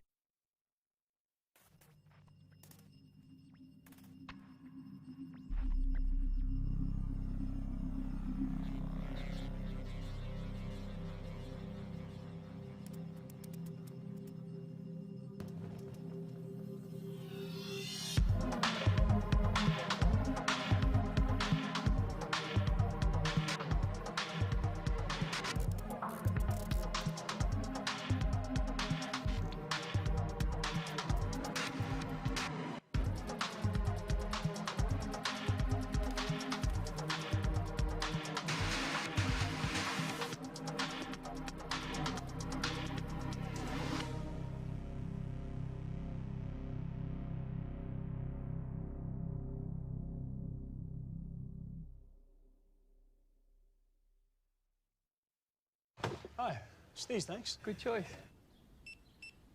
That'd be $52.99, thanks. Thanks. Repco, it starts with the parts.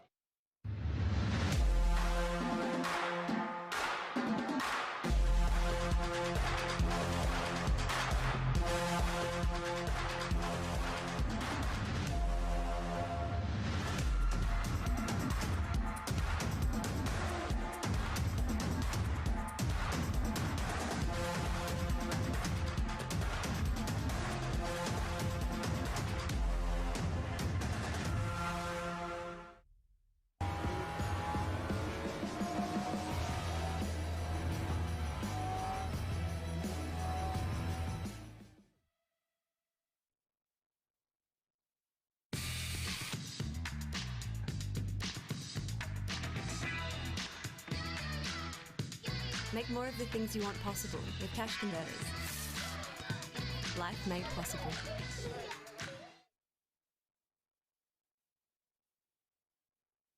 Hi, it's these, thanks. Good choice. That'd be $52.99, thanks. Thanks. Repco, it starts with the parts. The Cash Converters Supercars E-Series is proudly brought to you by Pioneer DJ. Born to perform, pioneers of excellence.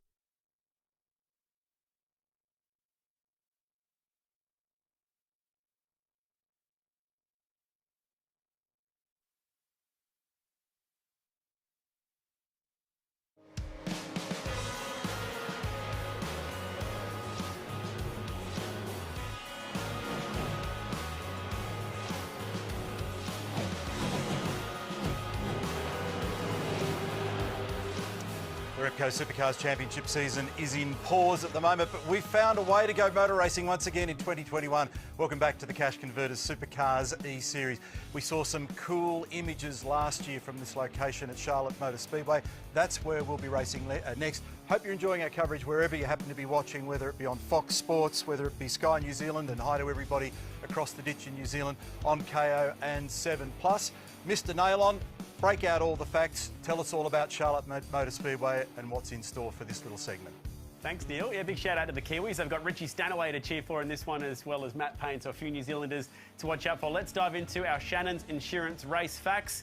Throw out everything you thought you knew about supercars, because we're going oval racing, and Jonathan, it's a different ballgame. This is going to be very interesting. We've only felt this virtually in our supercars. This is what the Thunderdome would have been like had we ever raced around the oval there. 38 laps, 22 minutes if we go time certain. A compulsory pit stop will be required as well. Now, we're not expecting that pit stop to take place during green flag conditions, because you will lose a lap to the entire field. It's only a 30-second lap time here around Charlotte. Looks like a complex oval, doesn't it? Some people think, oh, oval racing, it's only a circle. There are a lot of challenges that you might not expect if you are new to the world of motor racing or oval racing. Here's the track map. Doesn't look complex. It's a 1.5 mile speedway, 2.4 kilometers depending on metric units. 24 degrees of banking through the corners, 5 degrees on the straights. It's like driving through the Great Ocean Road. Now, we will have a mandatory BP Ultimate safety car intervention, and Chad Nailon, that is driven by none other than Josh Muggleton, our E-Series driver from last year, and the BP Ultimate Ford GTE. Yeah, watch out. We've got the world's coolest safety car coming up later tonight. We will get that BP Ultimate safety car out on track to bunch the field up. That's when we expect to see the pit stops happen. SwiftX pole position winner. We heard Cromley mention it in that last segment. Yes, it is Boost Mobile Colours, Brody Kostecki. He's got an awful lot of iRacing experience. He's also got some oval experience from when he was growing up in America. He used to actually live in this very part of the world on the East Coast, and went to high school not too far away from where this circuit is based, so understands this game very well and understands ovals very well as he's picked up that very nice SwiftX Pole Award, which equals for him now $200 virtual dollars of Bitcoin, so well done. Great to have SwiftX on board as our Pole Award sponsor for the night. There is our pole man getting ready to go. Can anyone beat him on circuits or ovals? Well, he's going to be a tough guy to beat off the front row as we check out our crust pizza grid as we go racing from Charlotte. And how about that for a front row? A couple of iRacing boys, if I ever did see it, Brody Kostecki and Richie Stanaway. Then it's Chaz Mostert. He was pretty quick last year. Anton Di Pasquale finished third in the All-Star points behind Scott McLaughlin. Jack LeBrock, a race winner last year. So was Cam Waters. He's got some speedway experience, albeit on dirt. He'll be starting on the third row alongside his Tickford teammates. The Juice, Jaden Ojeda for SwiftX alongside DJ James Golding outside row number 4. Justin Rugia, former Super 2 driver, alongside Thomas Randall, who's got the coolest sim setup you could ever dream of building. It's got the full motion, everything going on. Todd Hazelwood driving for Brad Jones Racing, and there is Oscar Piastri. Maybe the oval at Bahrain is going to be the closest thing he'll get to this. Jake Kostecki's going to be sharing that car we're saying this year. Matt McLean, the bassist that we have got out on track in Super 2 as well as down to run in the All-Stars. Andre Heimgartner and Matthew Payne are out there on row number 8. Dylan O'Keefe, who is the premier hire Enduro driver, is driving alongside Tony D'Alberto. So the 2 Enduro drivers in the field will be starting on row number 9. Matty Charter, one of the more experienced Super 2 guys. Twitch's own Scott Pye outside row 10 in that DeWalt car. He's actually got Phil Keed. How cool does this car look? Macaulay Jones in the coat colours, but then also Sam Brabham in that classic Sir Jack Brabham livery, ready to go. Sir Jack did have a little bit of oval experience from back in the day. Yeah. He would have run around the banking at Monza for one, but more importantly around the Indy 500 back in the day as well. You can run the oval at Monza on iRacing. It's very, very dangerous. Sam Brabham. Do that when I get home. Happy birthday to him. Turned 26 last week. Thought Brody Kostecki was doing some gardening there, but he's doing some gardening to his eyebrows and eyelids. Ready to go from pole position. He's the favourite this All-Stars E-Series. Will he claim victory here today? He's actually raced the K&N Pro Series East in America, which is, if we had a Super 4, that's what it would be here in Australia. So very, I wouldn't say very experienced. He had one season of running some pretty good development series NASCAR stuff. There's the goggles on board for Chaz Mostert. Scott Pye, great to have these guys back. I'm getting the feeling back like it was last year all of a sudden, seeing everyone back in their sims. Richie Stanaway back again and lining up onside that front row. Team Tamaki Makota from Auckland, and we are set to go racing as the pace car pulls down pit lane, and they're going to bunch him up. Hold your breath, because this is not going to be as orderly as the race at the Red Bull Ring was. As the green flag flies at Charlotte Motor Speedway and the Cash Converters Supercars E-Series, the first of the All-Star races at the All-Star track, and it's on in the background already. I think that was Tony D'Alberto getting served before he even got to the first corner. And we're running down the back straight. Yes, Tony D's facing the wrong way. Oh, no. And all the practice and all the training and everything's gone before he even made it 5 seconds into the race. Who is going to win this one? Jonathan, 38 laps. And it's going to be the first led by Richie Stanaway. How cool to see Richie back, and this might just ignite that love of motor racing again. He's going to be on the grid, hopefully, when we get back to racing at the Repco Bathurst 1000 in a wild card with Greg Murphy in boost colours. And he's got the boost car chasing him down right now as Brody Kostecki thinks about a move, or is he going to work with him? And are these two actually trying to work together to, I wonder, try and build a lead from the pack? If you can break away from the pack, you're in contention to potentially win this race. But remember, there's no need to battle this early on. There will be a mandatory safety car later in the race, so I don't think the drivers are going to fight for position too aggressively. How long will they wait until they start jostling for more positions? Just as this race builds up, cool to see Supercars drivers on oval, something we typically don't get to see. The reason being trying to keep their practice to a minimum, because once we tell Supercars drivers that we're going to race on circuits, they will spend all day and night practicing. And very happy to say that just announced on supercars.com, go and check it out after this race, 2 brand new Aussie trucks are going to be joining iRacing. Sandown and Winton coming to iRacing. How about that? That is awesome news, as well as AI racing as well. So that is a really important factor. And this is an awkward time to come back out of the pits in front of the pack. Matt McLean, who goes down a lap and tries desperately to get his way to the top of the racetrack. Now we've got our first Cash Converters instant cash moment of the race. And this is what happened further back in the pack with Andre Heimgartner. And that's why Matty McLean had to come to pit lane. Oh, no. Dylan O'Keefe, the innocent victim in that one. Whoa! And he nearly got cut in half, exiting turn 2. Ooh, all right. Well, isn't... So here's a pass for the lead that just happened in the past few seconds. Isn't Sam Brabham in a motion sim? So had he had a bit of a whack with the car there at 300 kilometers an hour, I'd be surprised if that motion sim was still standing, as that was your Cash Converters instant cash moment. So again, the jostling for the position continues. Your top 5, in my opinion, are your top 5 best drivers on the sim in the field at the moment. We know Richie Stanaway's got plenty of experience on iRacing. Brody Kostecki, world record holder. Mostert has put in a lot of work. And Chad, it's not just talent that translates to the sim, it's work ethic, determination, and goggles and glasses, and probably his accounting skills. We did see Scott McLaughlin running the glare cutter goggles last year, the blue light glasses. Anton Di Pasquale hard at work. Chewing some gum out there as well. Might choke on it if he crashes. Bostic Johnson had his day back on the ovals. Used to run in America in the NASCAR series for a few races, and he featured in Days of Thunder for those who are keenly watching that classic. We we had to fit the reference in at least once around Charlotte. Yep.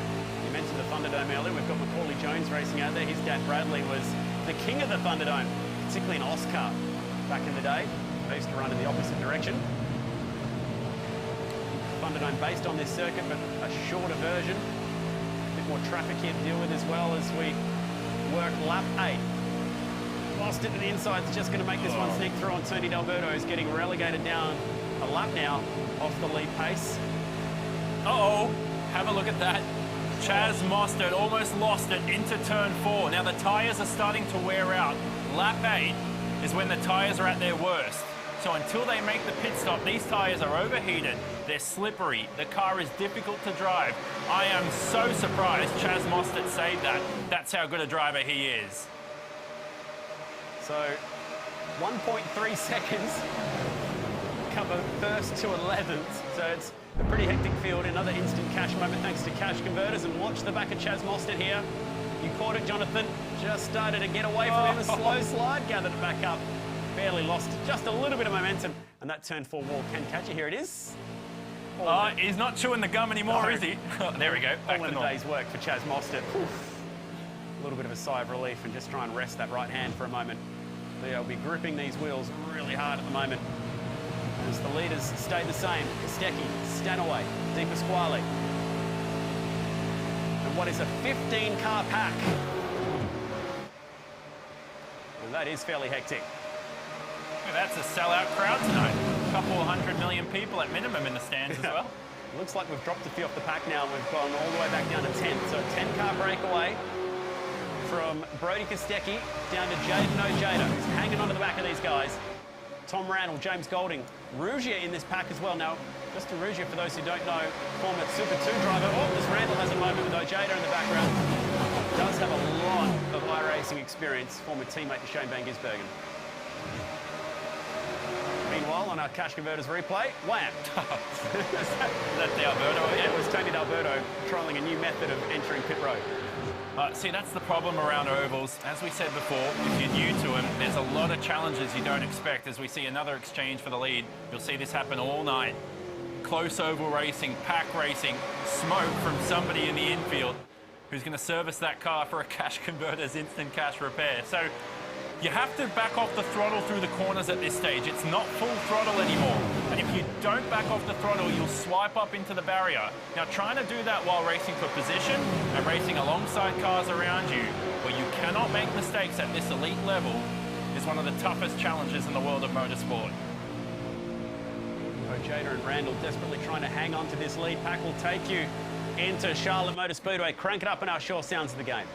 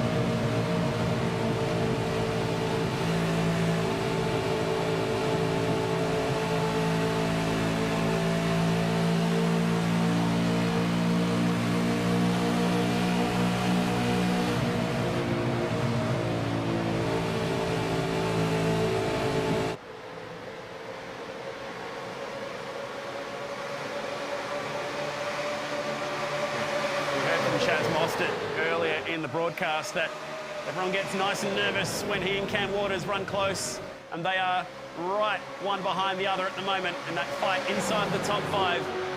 And it's funny, isn't it? I saw Nick Percat tweeting earlier tonight, of course the Brad Jones racing cars ran long in a Supercars race. Even though it's virtual, the same things seem to pop up, and here is Chaz Mostert and Cam Waters running side by side, albeit virtually. And that was Chaz having a little bit of a moment.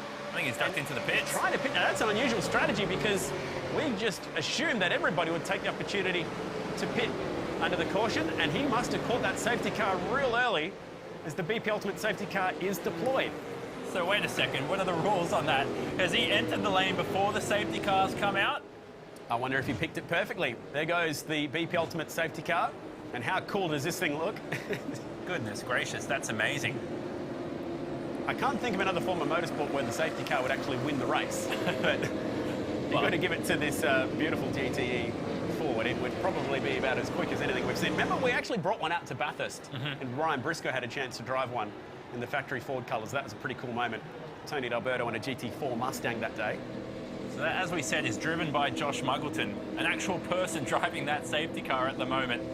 So great by BP Ultimate to put on that striking and beautiful livery on. So now pit stops for most of your field will be coming up. You have to take it during this mandatory BP Ultimate safety car period. There's Dylan O'Keefe and the Shaw Racing car, Matt Charter getting his lap back. Yeah, so a few wave rounds going. Scott Pye going by. So anyone who had an accident early in the race and served their compulsory pit stop will get a chance to get around. The disadvantage will be that you're on the back of the pack. You would have had older tyres by this point, so I'm not sure how much in the fight they're going to be later on. And I'm really curious as to where Chaz Mostert's going to wash out in all of this. I think he might lead this race and potentially win, because at the moment we're hearing the safety car either could come in this lap or next lap. It's very quick, and that means if you're going to service the car, there's no time left. You've got to come in now. They've missed their opportunity to pit. So this might just work out perfectly for Chaz Mostert. He sits 14th at the moment, first of the cars to have pitted. With the most grip. And I think the only driver to have pitted under the safety car, because he picked it perfectly. It was technically before the safety car. I think he just managed to squeeze into the lane. So pit lane was closed the instant the safety car came out. And then at that moment, Chaz Mostert had just got into the pit. So he's actually got, dare I say, quite the free kick here. Yeah, we're trying to figure out what's going on as well. 20 laps remaining, so still plenty of time out there. Safety car in. Okay, let's get back to it. Brody Kostecki leads us back to green flag conditions ahead of Richie Stanaway and Anton Di Pasquale. We've got 20 laps to sort this one out. And I'm not too sure exactly where we sit with this one, courtesy of that Chaz Mostert pit stop. This is a big ball of string that's ready to be unravelled over these next 19 laps. 50% of the distance. Don't think we'll go time certain, although it will be awfully close. As Kostecki leads the field away from Di Pasquale. Here we see drivers entering the lane. Waters is in, and the Monster Energy Mustang. Contact between Randall. The ticket teammates. Yep, and Jack LeBrock is... nearly just got that car stopped, by the way, Jonathan. So Chaz Mostert, who was behind these cars in the restart, he's about to lap them. He could very well lap the leaders here. I'm just going to wait for another 5 laps just to figure out how this is going to work, but I definitely agree with you, Chad. I think Chaz Mostert is in great position to take an E-Series victory. Virtual pit crew at it again. So after this pit stop cycle works through, it could be Mostert, Jake Kostecki. Oh no! Oh no, huge crash at the pit entry. And we've got one stuck on the infield. That was huge. That's Mostert. And it's Chaz. He jinxed him. Just talking about him being in the box seat. And now he's been boxed in. Where are the fans? If this was Rally, WRC, there'd be fans out there pushing it back on all fours. You're kidding, he was absolutely on. Oh, I haven't seen a race win get taken away from him like this in a long time. He had to do a reset back to pit lane, and his chances are done. And that was a giant crash caused by many drivers trying to get into the pits at once. Jake Kostecki now leads this race as Oscar Piastri pits. And I think there's been a penalty for Brody Kostecki and Jack LeBrock for speeding on pit entry. No. Well, we saw Jack just getting that car stopped. Macaulay Jones in the Coca-Cola car is in pit lane.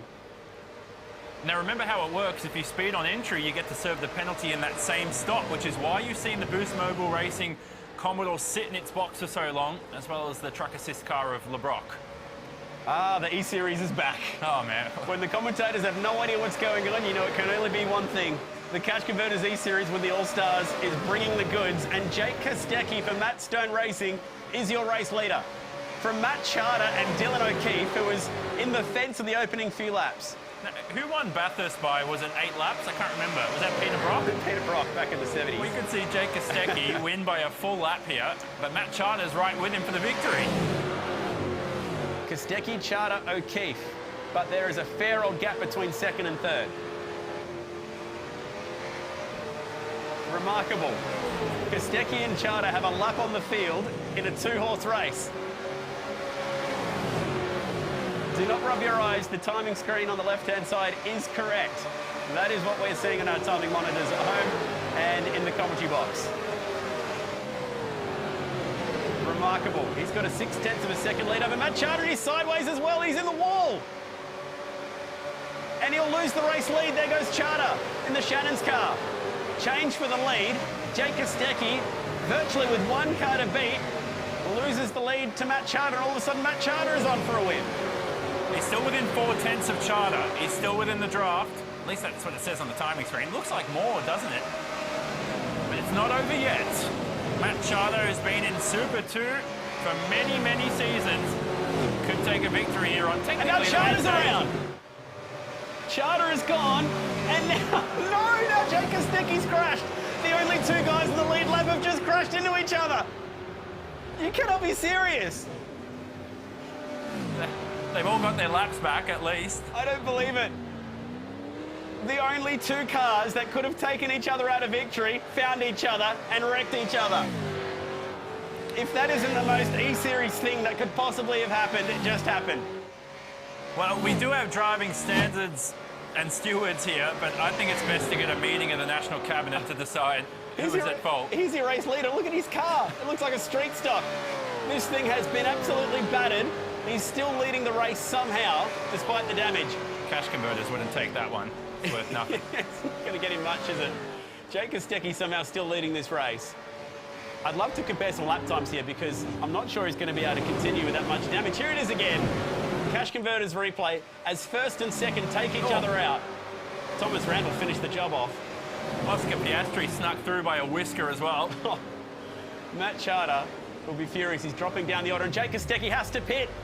So Kostecki pits for damage and this puts the guys who are leading the race back in contention.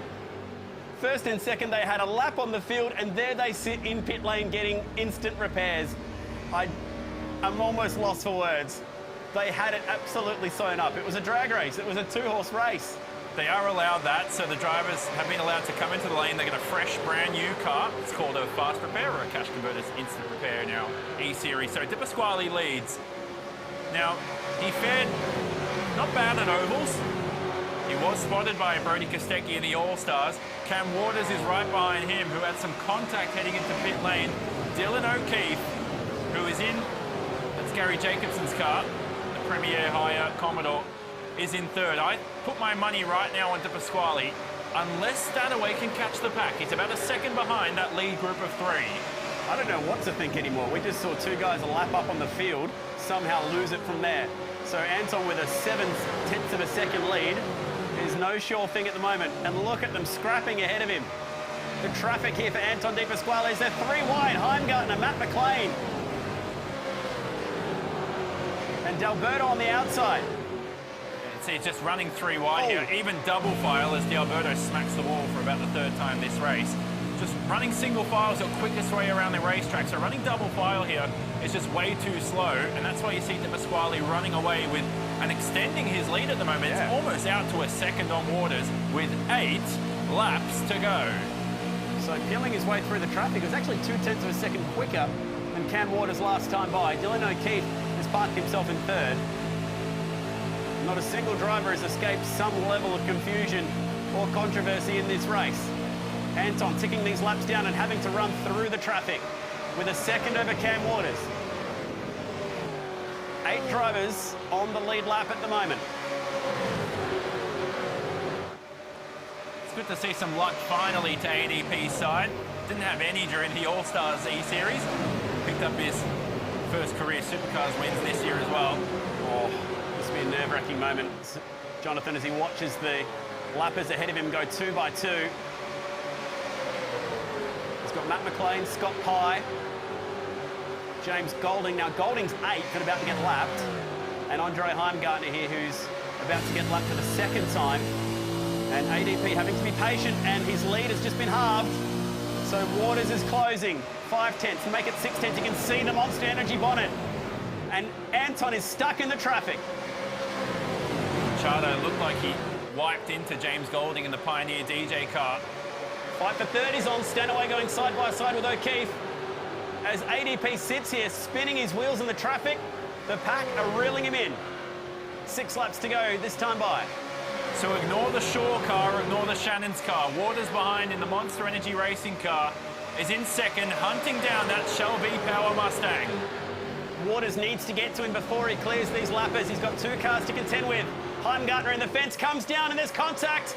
Oh, it happened right in front of Cam Waters. And that was a big one. That was Matt McLean rolling and spinning through the air.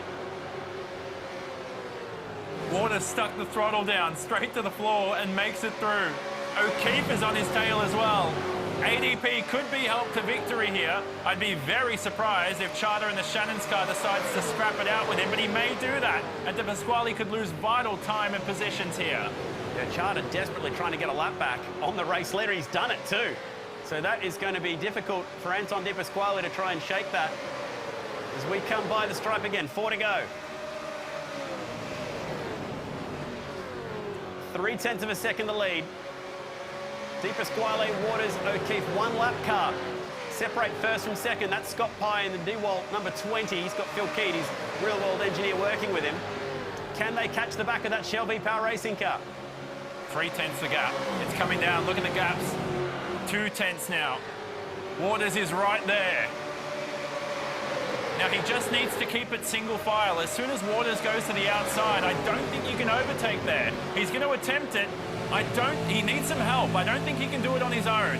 He needs O'Keefe to push him. Charter is the last car on the lead lap. That's why he's desperately trying to hang on to stay where he is at the moment. He's got the leader outside him. And Cam Waters has a run. Coming to the stripe, 2 laps to go. De Pasquale cannot clear the lap car of Matt Charter and the Shannon's Insurance Mustang. Scott Pye down a lap as well. Cam Waters can now see the rear taillights of that Mustang. This is important. De Pasquale stuck on the outside. If Waters can get some help on the inside, he could sail into the lead. If he links up with De Pasquale here, he's got no chance. Stanaway in this fight as well. Stanaway looks low on Cam Waters. That's for second. Waters now tucks in behind the race leader. White flag this time by.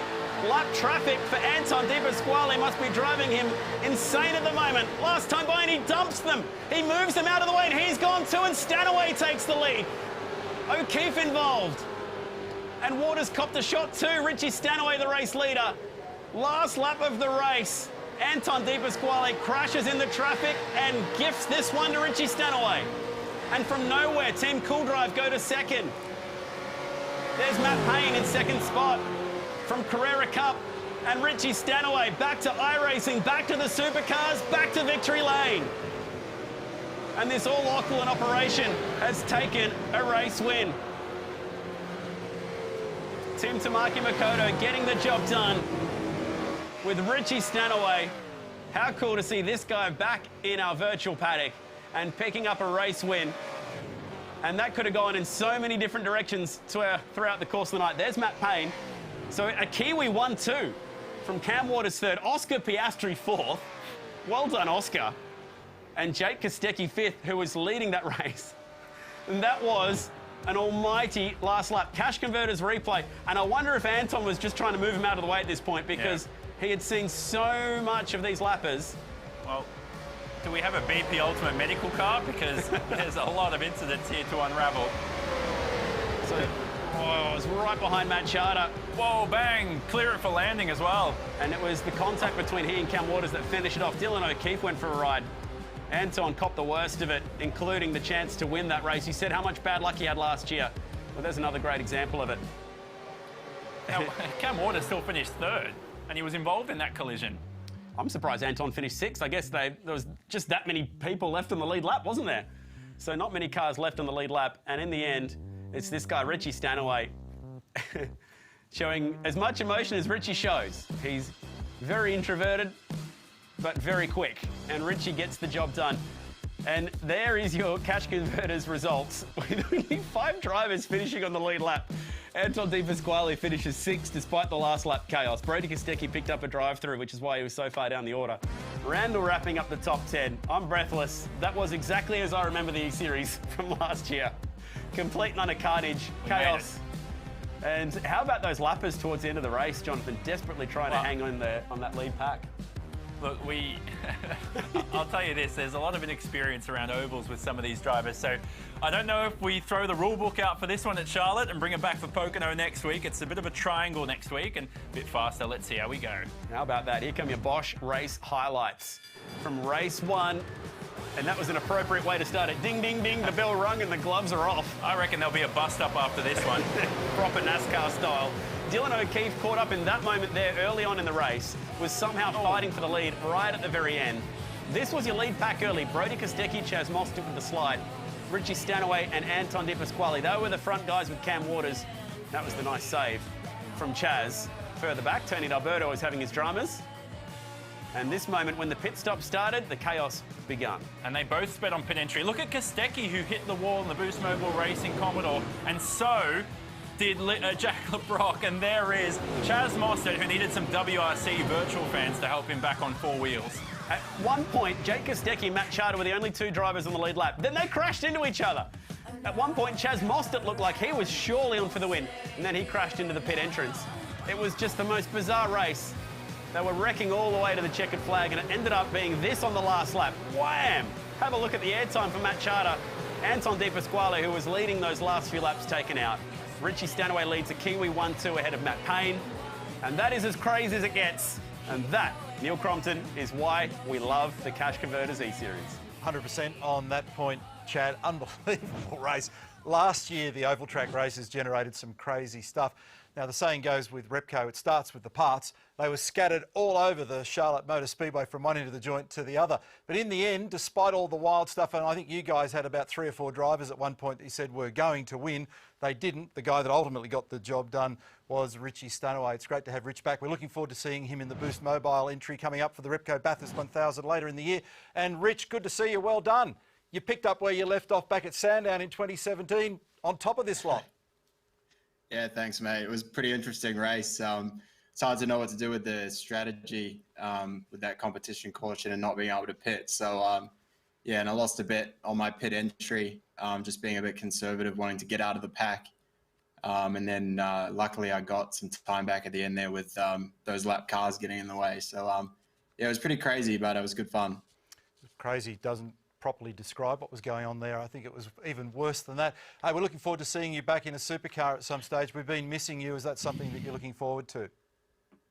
Yeah, I'm really looking forward to it. Yeah, I've been getting back into training and yeah, hopefully we don't get too many more delays or anything like that. But yeah, it's going to be good to get back in a real car, and it's been good actually having a sim set up again just to get my eye back in and that sort of thing. So yeah, I can't wait to get back in a car at Bathurst.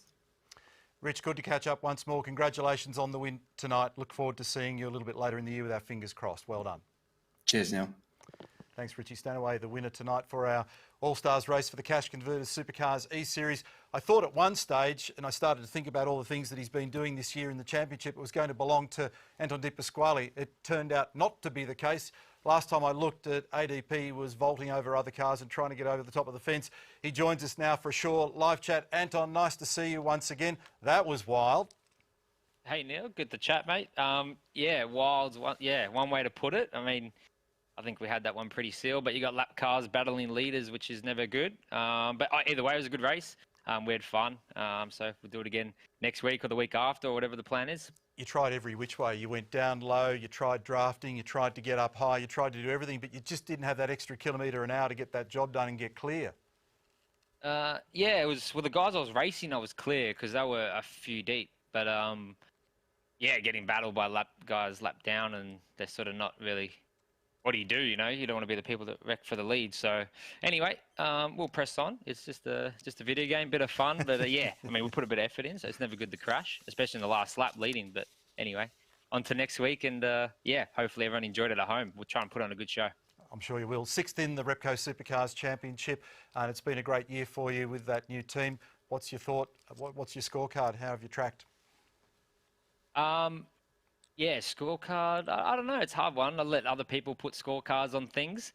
But for us, we've had some good ones, some bad ones. We've had a few slip away that were there for us. So sort of learning and not sort of things that mistakes or spells or whatever's happening is sort of not happening twice. So that's always a good thing. And we're getting stronger and stronger. It's good to work with Will and the whole team at Shell V-Power Racing. So we're looking forward to after the break and then obviously into next year after that. Anton, always good to catch up. Congratulations on the season today. Thanks, well done tonight. You got that close, but not quite. So look forward to seeing you next week. Cheers, guys. Thanks. Thanks, Anton. Anton Di Pasquale from the Shell V-Power Racing team. Don't forget, we want to hear from all of you about your Repco top performer for this evening. You can have your say on the Supercars Facebook page. So jump on there. Let us know what you thought. There's lots of things to talk about and people to vote for this evening. In terms of coming back next week, it's an all-USA adventure. We're going to Pocono on a speedway once again. And one of my favourites, we're going to the streets of Long Beach, which will wrap up the IndyCar series in 2021. Hope you've enjoyed the show tonight. The pro gamers were fantastic and always good to see our Supercars drivers having a run out there in the E-Series cars. Lots of fun, lots of entertainment. We'll do it all again in 7 days. Thanks for watching tonight. Look forward to your company next week. Bye for now.